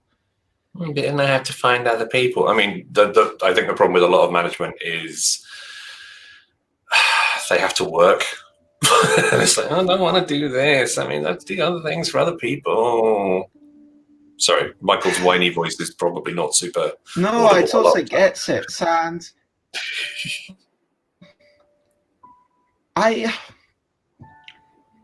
don't know. I'm sure that there's a lot of headaches that comes in with, oh, how am I going to make this decision versus that decision? And there is skill managing any enterprise. I'm not going to deny that. That is the reason why I would personally like to have a manager for Stuff by Bez who is not me, who just says, okay, this is what we're going to do with this marketing. This is what we're going to do. And Bez, you make some games and then we'll put them out. That kind of thing. But yeah, it feels like, I'm not going to lie, when I was working for supermarkets here, which I don't want to name them, don't want to give them any kind of whatever publicity. But name one that you like that's not them, just to sort of, Anyway, when I was working for unnamed person, I'm sorry, I hear you, I appreciate your inputs, but I'm choosing not to act on it, because as we learn, I appreciate what you're saying, and it is a good way out of it, but I'm choosing to not take this particular piece of feedback. But that in no way lessens my appreciation and love for you, Michael. Anyway, so while I was working for supermarkets, the manager would spend like maybe a week working in each department for a day, kind of saying, okay, you know what, I want to learn what's going on here, and I want to learn this bit and that bit. And I was like, you jammy so-and-so. Like, that's exactly what I would like to do. Have a bit of variation in my day, not be doing the same things constantly. And it's like, don't get me wrong, I got pretty good with a knife. I can fillet a flatfish with the correct tools and leave like less than a millimeter of flesh on the bone, or at least I could at the time. And but when it gets to the point where, going from like 2 millimeters of flesh to 1 millimeter of flesh, that's like your success. It's like so dull. I know, but you should take joy in the achievements that you get, the achievements that you manage, even though it might only be a small thing. It's like self-improvement is self-improvement. It's still a good thing. Yeah, it's a small thing, but it's a good thing. That's fair. Sate says they would totally make you a cheese game and send it, but it would be gross by the time that you get it. I feel like it has to be something like Jen Sandercock, where it's more like a recipe of how to make it. But maybe you have to create it on site. Yeah, just do genuine cheese. I feel like yeah, that's fair. We have terrible office politics working from home, but they are also family politics, says Rob. I'd not be watching this if I wasn't working from home. I'm trying to decide if you're affecting my productivity or not. mean, the fact that you're even unsure, that's a pretty good sign. And if you're unsure, then if there's any joy in it, then carry on. We're having to adjust the shipping for Northern Ireland. It's just really complicated. It just got really complicated. It has an absolute freaking nightmare. So since in the past couple of weeks, is it more expensive for us to send things to each other, Michael? Do you know? No, it's just more complicated depending on what it is. So a lot of food stuff that's coming into Northern Ireland has to be labeled with, place of origin. Okay, so yeah, story broke this morning. Marks and Spencer, obviously, they're a shop. I know of them. Yeah, so Mark and Spencer, yeah, both those guys. They. Oh, you mean Mark Cook and Paul Spencer? Yeah, lovely people. Yeah, they're great guys. So they have like the Percy Pig sweets. Yeah. That are made in Germany, sent to the UK, repackaged in the UK, and then need to be then sent to Northern Ireland. But for the Northern Ireland ones, they're now going to have to completely relabel and rebrand all the stuff because it's not made in the UK, because it's made outside, and it's just an absolute nightmare mess. Oh, wow. So now people are kicking off because they can't get Percy Pigs at Marks and Spencer. So that is fun.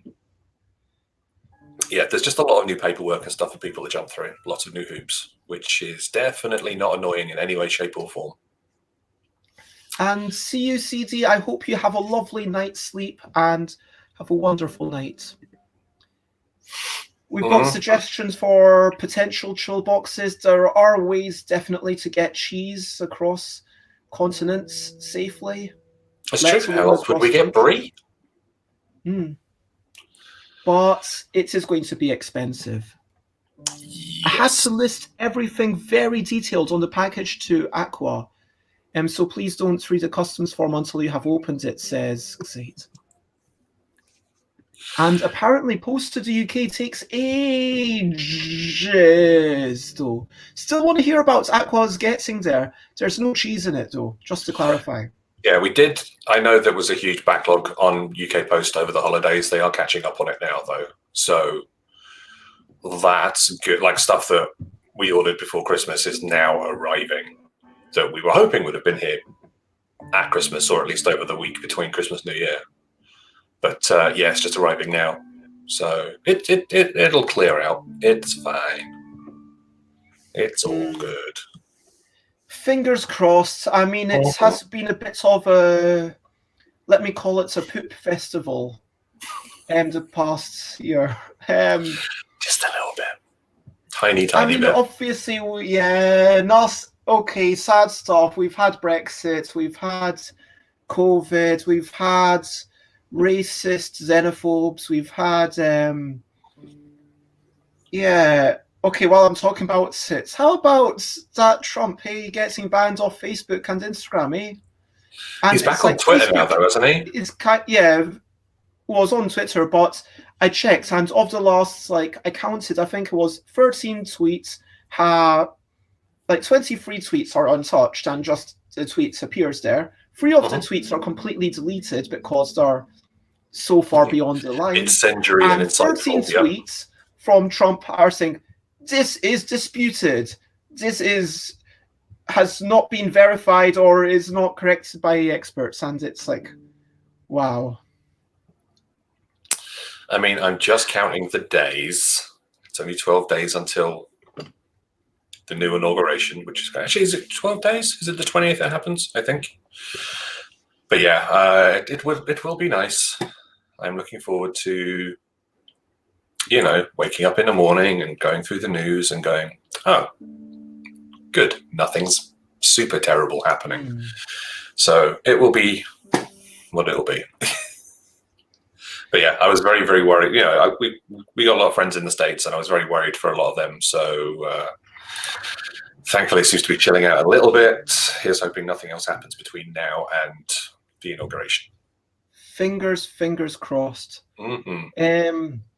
Rob mentions Mind Clash Games who managed to get Anachrony stuff to the UK to arrive before the end of the year. It was really appreciated that they prioritised us, says Rob, indeed, because otherwise we might end up having to pay customs. Like, did I tell you about that time that I got a $25 package and now they're wanting me to pay 65 quid on it? Yeah, you mentioned it on the stream, and it's like, Yeah. what? That's wild. Anyway, but yeah, so Mind Clash shipping Anachrony and would not have been cheap for them either. So, because they would have had to air freight a lot of it in, and air freight is crazy expensive at the moment because there's not as many flights and it's in high demand, it's high priority. So, yeah, that would not be cheap. Everyone's trying to beat this. Xate might apparently be reselling it because it's just too big. And Rob is building a new extension for the house to fit the box in. Well, having not yet played Anachrony, although I would like to give it a try. I know Rory's got a copy of it. Maybe at some point this year, it will actually happen. It will be a thing. Is the box bigger than Gloomhaven? Nicholas says it is. Yeah, Nicholas says that thing is bigger than Gloomhaven. It feels like Gloomhaven was almost heralding the dawn of this new age of games that are in ridiculous baby-sized boxes. Let's call it a baby-sized box when you could actually comfortably fit a newly born child into the box. Yeah, we call them coffin boxes, and it's not a positive thing. It's like the old, Fantasy Flight did the old coffin boxes as well, like TI3. World of Warcraft, I want to say over here. Yeah, World of Warcraft and StarCraft, they were both done in. But in World the big of Warcraft is like not that big compared to Gloomhaven. True, very true. I mean, Fantasy Flight, they're doing the new version of Descent as well, and that's coming in a cube. Isn't it? It's coming in a 12 by 12 by 12 cube. 12 inches? Yeah. So it will fit into a Kallax space perfectly. And Nicholas, game cots or cot boxes. Rob had a wedding present. It cost 25 quid to receive a set of 4 beer glasses. Yikes. Wow. Yeah, weddings are expensive enough, it's true.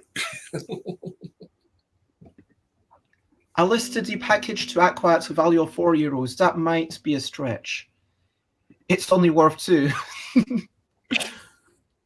I mean, I'm sure there's a lot more than that.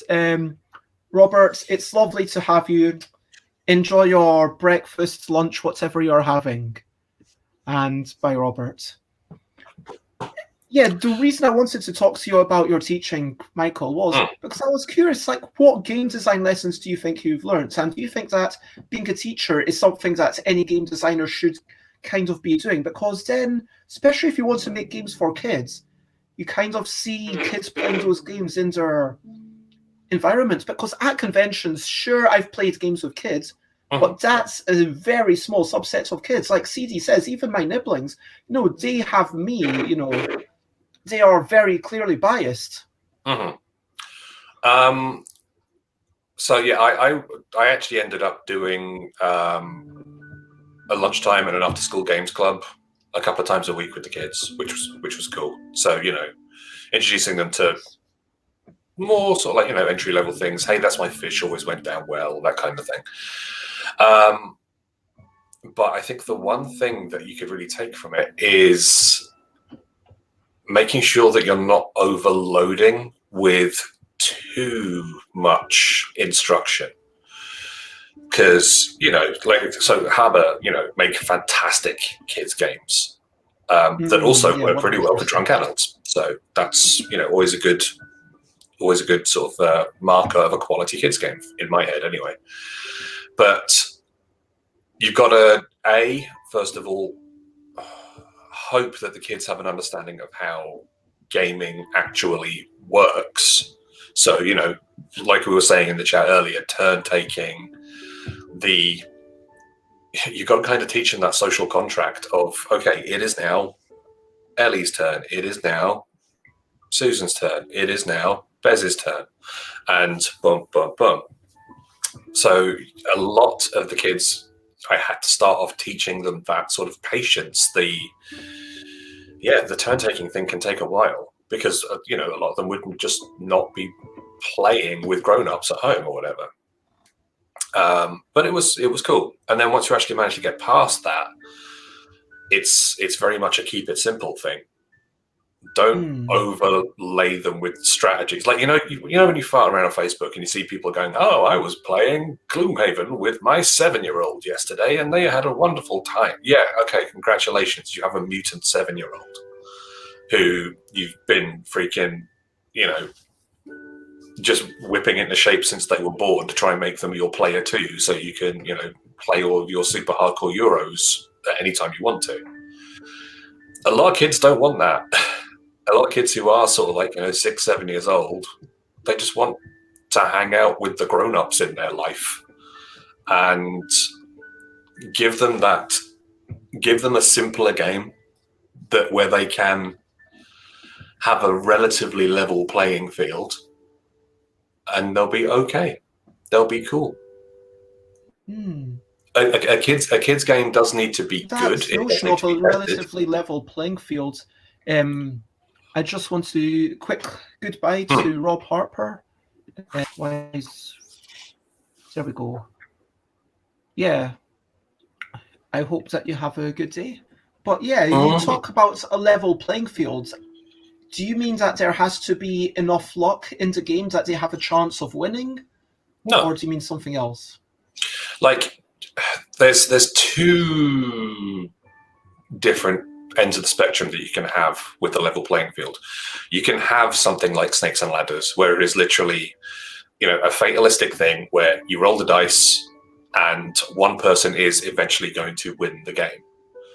Or you can flip it over onto its other side, and you can have a game where, say, for example, like Animal upon Animal, Tier auf Tier in German, where a grown-up is going to be equally as good at that game as a kid is going to be.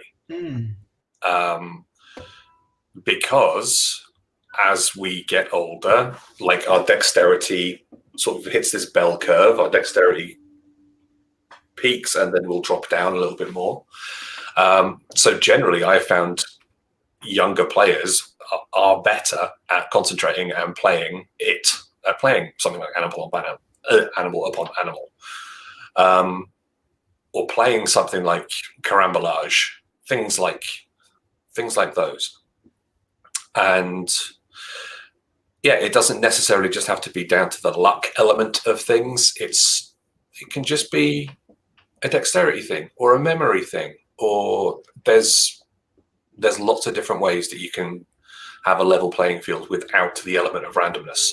Although playing the odd game with, like, random dice rolls, random roll moves, that's entirely fine as well. It teaches them about the mechanisms of play, and those are very, very important things.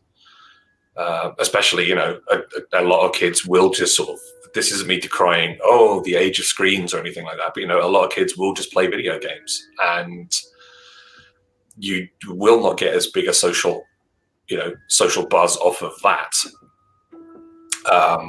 opposed to sort of, sat around a table with other kids or members of the family. And that socializing definitely helps. I mean, that's why I started the kids' games clubs, because it was a way for them to socialize in a very different way that many of them were not unable to at home. So there you go. Done. Me being serious for once. No, it's appreciated. And you talking about dexterity, it reminds me of Rob, who just left us. Not in a spiritual... He's not dead. Yeah. Yeah. Rob's just no longer listening. But Rob's got shaky hands. I don't think Rob will mind me saying that. And Rob doesn't want to play dexterity for that reason. But Rob has mentioned that, Yogi works okay because it's a bit different. You don't have to have... Also, Attic. I don't know, have you... This is by Gigamic, so I am I have not played it. Biased because you can make them pay me money, but not they don't pay me money to say nice things about their stuff. But I have not played it. Also, yeah, I have dexterity issues as well, by the way, just so because I do have shaky hands, but I'm still entirely down with playing a chunkier dexterity game, let's put it that way. You know, I'm something along the lines of Dr. Eureka or whatever. Sorry. So that's not great for me, but something where it's like, you know, larger wooden pieces, perfect, absolutely perfect. I think that there's something nice about games that allow you to enjoy physics and like Batic, where you're literally just dropping shapes between two sheets of plexiglass. Mm-hmm. And then the last person to have a shape that pokes out of the top loses. I mean, the first person who has a shape that pokes out the top. So it's kind of saying, okay, what shapes can I put in that will work? And straight away, I would be thinking, okay, well, you put in the big shapes first. But then later on, it's purely about, okay, what shape? Okay, there's maybe space for my little triangle. There's maybe not space for my little square. At that point, it's a bit more of identifying what's going on the board. I'm not going to lie. The first 5 moves, for me, are pretty chaotic and random. And I don't know if there's any... if there's skill to be had, it's beyond me. Let's put it that way. Mm-hmm. But you get the joy of things tumbling down, and it reminds me of Kerplunk, which I think Kerplunk is a great game, genuinely. And you've got the joy of the physics, you've got the joy of the blue. It's like the tension going to fall down, what's not going to fall down. And then, but it's a lot easier to withdraw a straw than put in a Jenga piece. So it makes that joy of physics more accessible to people without the challenge of dexterity, if you know what I mean. Because the dexterity in Kerplunk is not the challenge. The challenge is choosing the straw to pull out. Yeah, it's having the awareness. It's like when they changed Kerplunk so you could actually see through the plastic barrel, because earlier versions it was a lot darker, so you couldn't work out what was going on. But yeah, there's loads of sort of like games that have that. I wouldn't do a city stacking building game. That sounds ridiculous. Like you probably want to set it on some sort of continent named after like a sea or an ocean, maybe. I don't know. Yeah, I don't know. Maybe we could work. Maybe like work something out at some point. It'll be fine. As long as you didn't have to push them from everything. Tiny Town Australasia. What do you think? Yeah, that sounds good. Yeah. Okay. Tiny Town Australasia. Yeah, I'll start working on that. I'll write it down on my list and we'll start working on it. We could call it Giantopolis Water Area. Big town, Waterland. Yeah, that's the spin-off. But yeah, there's something like I'm thinking of other games like Gulo Gulo, Go Cuckoo.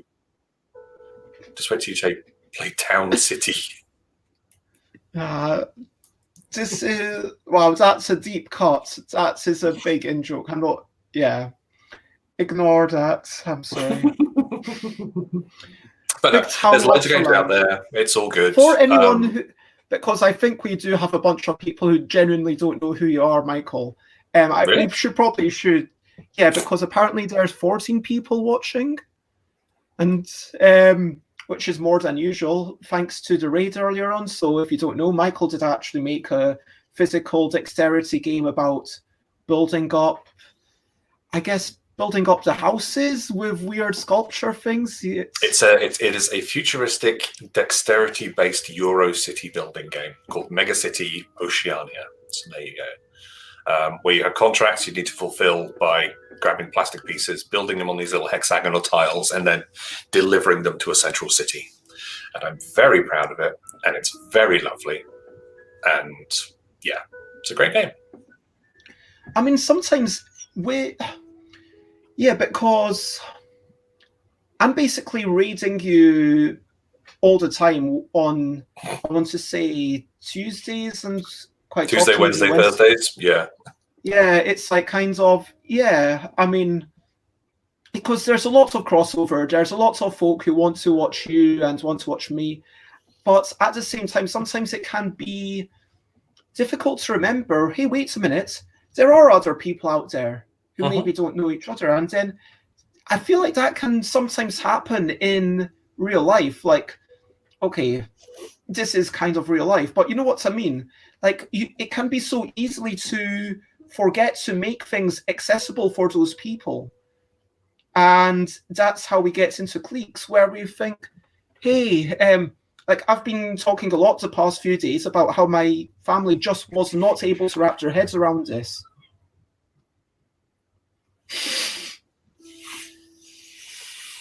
I guess you don't like this game that much. Why are you making me cry, Bez? I come on the stream, you make me cry. I just show you the front cover of a roll sheet. I am playing it, and it's a very good game. I understand it, but I'm just not good at it. Like, say, going, oh, Michael loves playing this. It's just sort of like, is it though? I got issues with it. I've got issues with memory, I guess. That's probably my own fault. I feel like in the game, you're not meant to turn the things face down when you win the tricks, are you? So it's not meant to be a memory game. Officially, I think you're not allowed to look back through the decks of cards. I think tracking is discouraged. Yeah, Say says there in the chat, you aren't supposed to look through tricks. So tracking is discouraged. And as I am not so good at remembering things, well, physically track, like you're encouraged to mentally track things, but you're not meant to write it down or use lists or anything like that.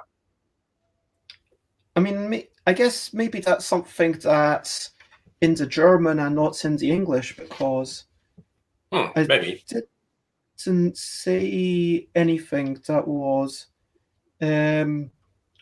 I don't remember anything about that where you weren't meant to look. And so I always took that as, well, you're allowed to see what's going on. Well, as somebody who doesn't like inconveniencing people, the amount of mistakes that I make in that game and the amount of times that Say shouts at me when playing that game. It's like, Michael, why did you do that? It's just sort of like, I don't know. It just felt like the right thing. But the spirits of the game is surely whatever brings you the most joy. I mean, it's really not clear to me that The Crew is meant to be a game about memory. I mean, I don't know. Agree to disagree. How do you define the spirits of the game? Like, is that whatever the designer, like, or like the publisher intended? Is that what, like, culturally we kind of see as this? I feel like this whole spirits of the game. I know this might sound weird as someone who's dabbled in lighter party style games, but I don't think that you can just say, oh, you're not doing it to the spirits of the game. For me, if it's not in the rules, then it's up to the players to decide. I mean, I guess it's entirely definable by each individual game group and then each individual gamer within said group. I'm pretty sure it's in the rules as well. Like, I was taught it that way by, like, Cosmos folks. So, yeah. That you don't look through. That you don't, yeah. But we play it on Board Game Arena anyway, so it has a list of the things on the back, a list of the cards that have been played over on the right-hand side, and I try desperately not to refer to it. But so I'm just sort of like here doing this. All right, so the 9 has been played. All right, 9. 3 has been played. Okay, the 3. It's rough times. Also, Xay says that she shouts at evil Ken, not me. You do shout at me. I've been shouted at several times by Xay. Michael, why did you play that? because I felt that it was the right thing to do. It feels like to me, if Board Game Arena shows you that information, surely that Board Game Arena implementation was checked by someone responsible for the game. And I would if assume people so. aren't meant to see that, then they would have said, hey, wait a minute, don't show that, to make it more similar to playing the game. And for me, that would, if anything, suggest that that's just the way BGA works, suggests. I think it is down to the coding system on BGA. Any card game that's on there, the cards are always displayed, so it's okay. Germany is a heavy trick-taking country. Maybe they loosened it in the English version, suggests Nicholas. Maybe. Yeah, because I was taught it in Germany, so... And then it all immediately fell out of my head. Because there were other games to learn. Well, Michael, it has been lovely having you on. You mentioned that you need to get to the shop, and you mentioned the stream at 2 p.m. So I should let you skedaddle before too long. Yeah, it's just interesting. When I am physically able, I was thinking of going in. I know ages ago on your stream, I believe you suggested giving away a whole bunch of Inabine Junior when it's safe to do so by going in and doing something like that. Should do. It'd be cool. Go in. I was thinking, like, I wonder if it would be a thing to do. If it would be a thing to do, like now, say, hey, but then that's like castle, then I'd have to send them out. So it would be like, hey, here's a thing. Honestly, I'm not going to send out that many things to kids. That's kind of a bit, like, seems it's a bit too much hassle and cost, if I'm being honest, for giving away. Yeah, it needs to be you need to be able to do it like in person, I think. And then it's just sort of like, all right, you can, because we would have people coming in talking about careers and things and say, hey, what job would you like to do? Just like, we'd have ambulance person come in, or we'd have, somebody who works in office come in. It's just like, why not have somebody who makes games come in? It'd be very, very different. And it's like, oh, and I got presents for you all. Presents. And flinging games at everybody. It'd be cool. Michael pretends he's terrible at the crew. He isn't. He's not great though, is he? Yeah, come on. I mean, I'm not going to expect Michael to be as terrible as my parents. But I'm expecting Michael to be terrible from the perspective of, Michael's usual standard at games. A perfectionist who likes to make sure that he's not screwing up in a game that is very easy to screw up with. I was genuinely thinking of when I go to, I don't know how it will be because like COVID and everything, if I can go this year and make it safe. But I was thinking of, trying to set up a hey games and learn English sort of club. But having access to really children, I think that's something you only do if you speak the language natively. And yeah, it would be interesting. Yeah, I mean, you could work alongside somebody to make it happen. That sounds pretty cool. Altruistic. I wonder if before I head off, I could do a quick off club here. Like say, hey, you know what? I'm a board game designer, and frankly, I'm just wanting to give back and wanting to keep myself busy. And it's like all safe again. Say, oh, I'll come in like once a week and do. I mean, you're going in the summer, aren't you? So I think that's. I was kind of thinking of it, but it depends on COVID. It depends on everything. Oh, sure. Let's not focus on that. I don't know why I brought it up. Let's have another recap wrap up. It has been lovely to have Brian. It's been lovely to have you, Michael. It's been lovely kind of having the raid. Thank you to all the people from the raid who are still here. Thank you so much for joining me. I don't know if it was Obscure Kuro who guided that, but whereas it has been fun. We've talked about gender roles. We've talked about language. We've talked about playing games with kids. We've talked about teaching. We've talked about Mega City Oceana in an obscure way. Talks about running game school. Talks material. If you aren't already aware, I've been doing something very wrong, but Bez and Friends Game Day, I'm going to actually change that. January the 9th should be tomorrow. Tomorrow. Let me take that.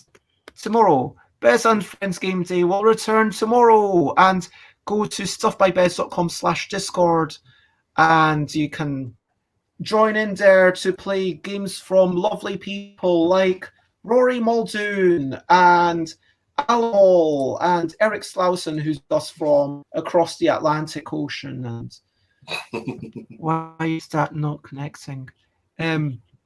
Something wrong with... Oh, there we go. Actually, we'll be playing Muldoon's Set Sail on tonight's stream as well, if folks want to come and play. That sounds... I've checked that out. That looks really good with the new kind of... Okay, get that. Yeah. I wish I had a printer. Yeah, you can play it on screen.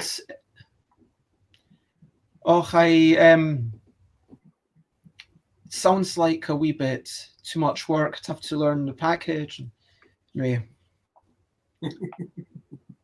Maybe I'm easily put off by digital things. I'm like so much of a technophobia would not believe. Or it's okay. Do worry.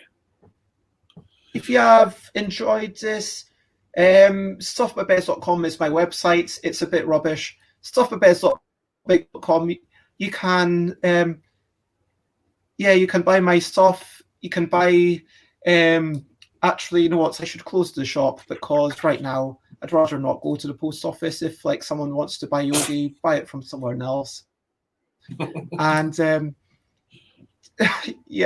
this is a really terrible sales pitch, but you can still buy play versions of Kitty Cataclysm or the L deck. So let me actually maybe get rid of that for next time. Twitter.com/StuffAbez, that is a thing. Instagram.com/StuffAbez is also a thing.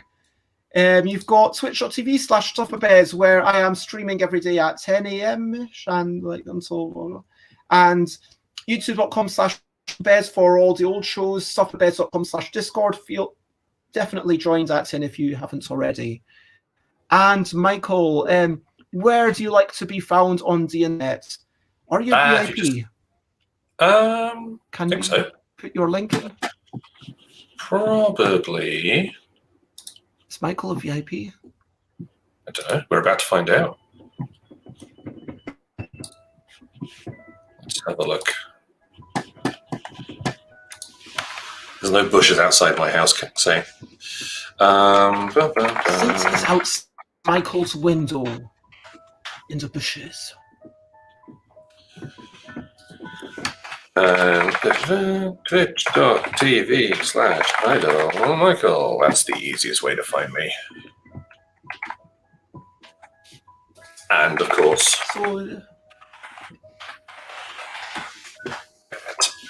hurrah! Self-promotion of a shameless nature. So Idol Michael on Instagram or Twitter, and twitch.tv/idolmichael. And twitter.com/idolmichael. So it is the Idol Michael on Instagram and Twitter. And let me actually do a quick thank you to everyone, not just the people watching this, not just the people, not just the Michael being on the show, Brian who's been on the show, and everyone who's been on the show, and everyone who supported me, but even those people I met.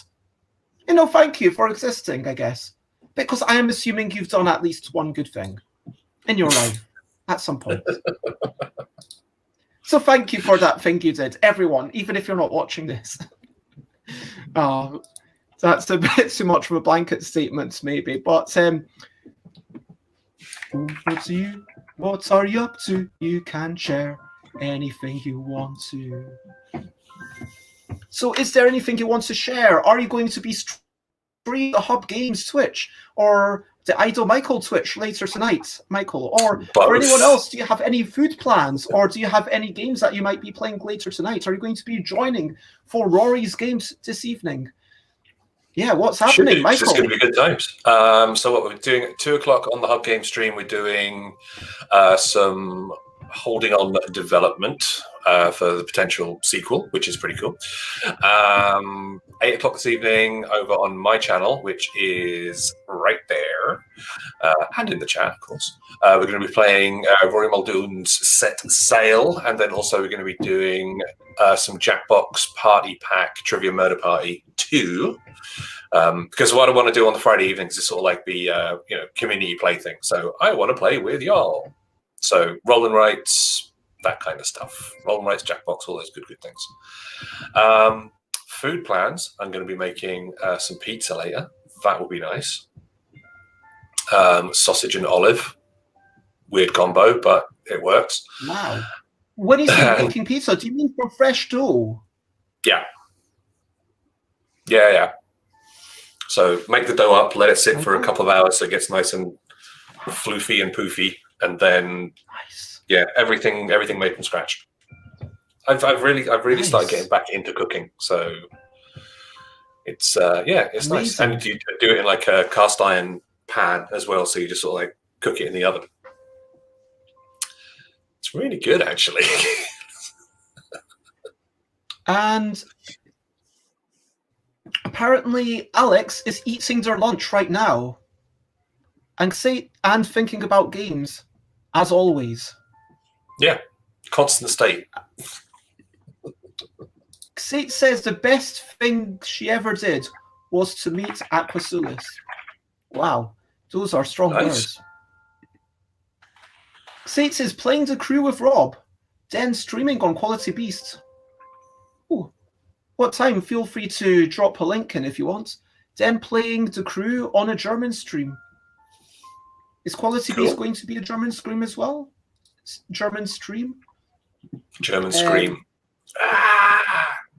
How would a German scream differ from a British scream? I don't know. I mean, there's the classic like sound effect, the Wilhelm scream, which does sound like German. Yeah, more umlauts. There's loads of umlauts all over it.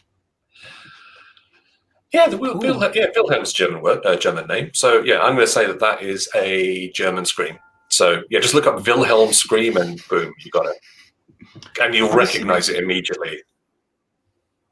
I'm assuming this is all. Yep. Anyway, what am I looking for? I feel like I should say. Okay, I'm going to be trying to sort things and get things ready for tomorrow for the Stuff by Bez and Friends game day too. I can't even remember the name of my own event. I will hopefully be able to swing by for a bit. It will be good. And I should actually. Maybe I should pop up the calendar just to show what's going on, at least on the Twitch. Oh, whoops, I didn't mean to do that. I meant to go to Twitter. That's shush you. Sorry. But basically, we will have all the games. We will have the intro at 10, then a break at around 11, and then be back here for 12. And then on the stream, I will just be demoing games and talking with designers about games and explaining how they were all made and what's good about them, why I had them on the show, and maybe talking about a couple of design lessons from the game before we carry on. And hello, Eva Leon Lover. That is lovely too. And Eva Leon Lover is making a game just for fun. Cool. That's nice. A great reason to make a game, just because you enjoy it.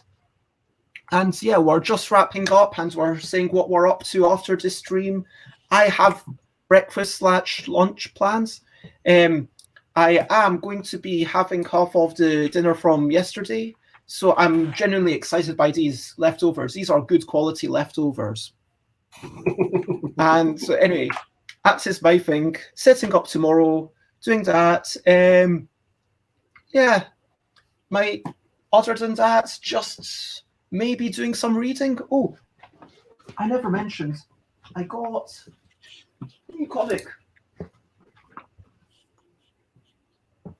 I know nothing about it except that it's a bunch of different people who did the art and lettering for it, and one of them is Stan Sakai, who did Usagi Yojimbo that I love. And I was, you know what? That's going for cheap. Let me get it. Nice. And so,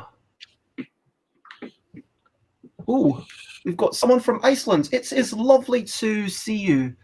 And if I will they are a VTuber, which is very cool.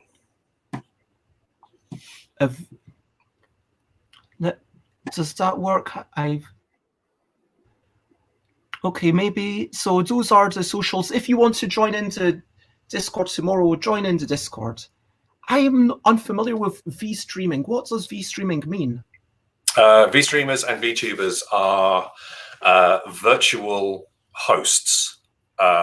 So yeah, they have basically like they're real people, but they have like a face rig. So what they do in the real world is then changed into like a computer animated format, and it's really pretty cool. Oh wow! Apparently Eva is new to it, but that's cool. Yeah, it's picking up. Yeah, it was mainly for the fun of it. That's what we're all about here. Yeah, it was a big Japanese thing for the longest time, and now there's a whole sort of like English language explosion of it as well, which is cool. So the Hollow Live. Hang on, let me do it this way. Michael. Boom. Boom. Yeah, boom. Boom. Yeah. Yeah. So yeah. And so if you want to find out more, look up Hollow Live. It's cool. Yeah. Can I call you Eva? And so yeah, Eva, feel free if you go to the Discord. In that, I've got one channel that says share cool stuff. So feel free to jump in there and then introduce yourself and share a link to your stuff. But yeah, that wraps us up for my next streams. Look at stuffbybez.com/streams. It occurs to me that I need to put in a better description for what's happening tomorrow. But again, I was actually just about to do that. Share, spread the word. We will raid someone. So if someone could do the raid command, and feel free to copy paste bits of that. I've got to go and do stuff. So I will see all of you later. Bez, thank you for having me on. Well, it has been lovely having you on, Michael. Get out to your shop. I'm telling you to go out right now, even before I talk about my thing. Go do thing. Right. Speak to y'all later. I'm wearing pajama bottoms, by the way, everyone. Love you, Michael. Right. I'm wearing pajama bottoms too. I'm just going to show. Oh, ow. Wait, you can't see. I am wearing pajama bottoms, even though I can't raise my leg quite high enough. Yeah, sorry about that. But they are not red. In case anybody was wondering, just wanted to quickly share the screen to show. There we go. Once this loads up, and we are not able to use raid commands. No, I meant Alex, if you do !raid, then you would show what my thing is. Cheers, Michael. I am wearing pajama top and jeans. Not red. Okay, thank you very much, Alex. Okay, so this is this thing for tomorrow, and yep, all sorts of lovely people join in. I'm super excited, especially for Monstrosity by Eric Slauson, which is, for me, the best game of 2020. Now, let me double check what is going on Twitch. If anyone has a suggestion for who is streaming and who is doing good stuff.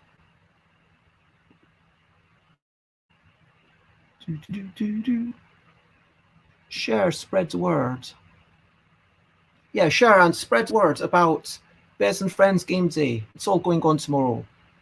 And we are raiding someone that I cannot... Okay, we've got Vicky, we've got Kuyasai. Oh, Erin Shea live. Oh, Erin Shea, I love them. They have so much energy. Shall we go to Erin Shea? And I hope that you enjoy your stream, Ava. I hope that it's and Sate says that is way too much to copy paste, by the way. Also, there are lots of symbols. We might not all have that show as text if we try to use it.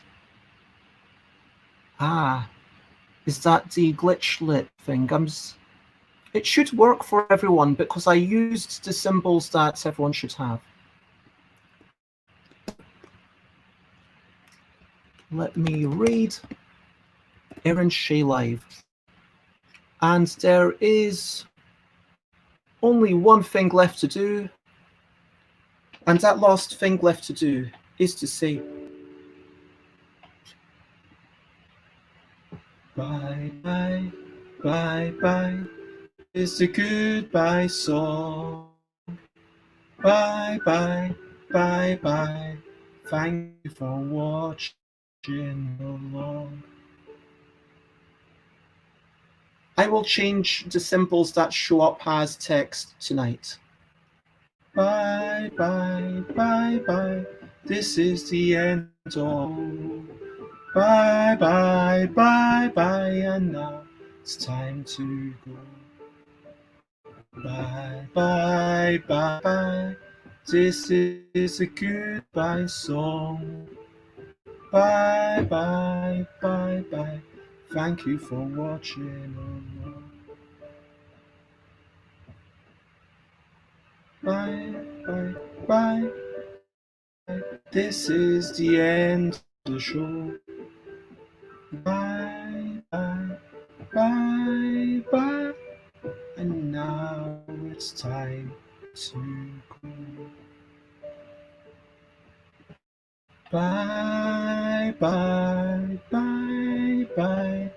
This is the end of the show. Bye, bye, bye, bye. And now it's time to go. Bye, bye, bye, bye. This is the goodbye song. Bye, bye, bye, bye. And thank you for watching along. Thank you very much.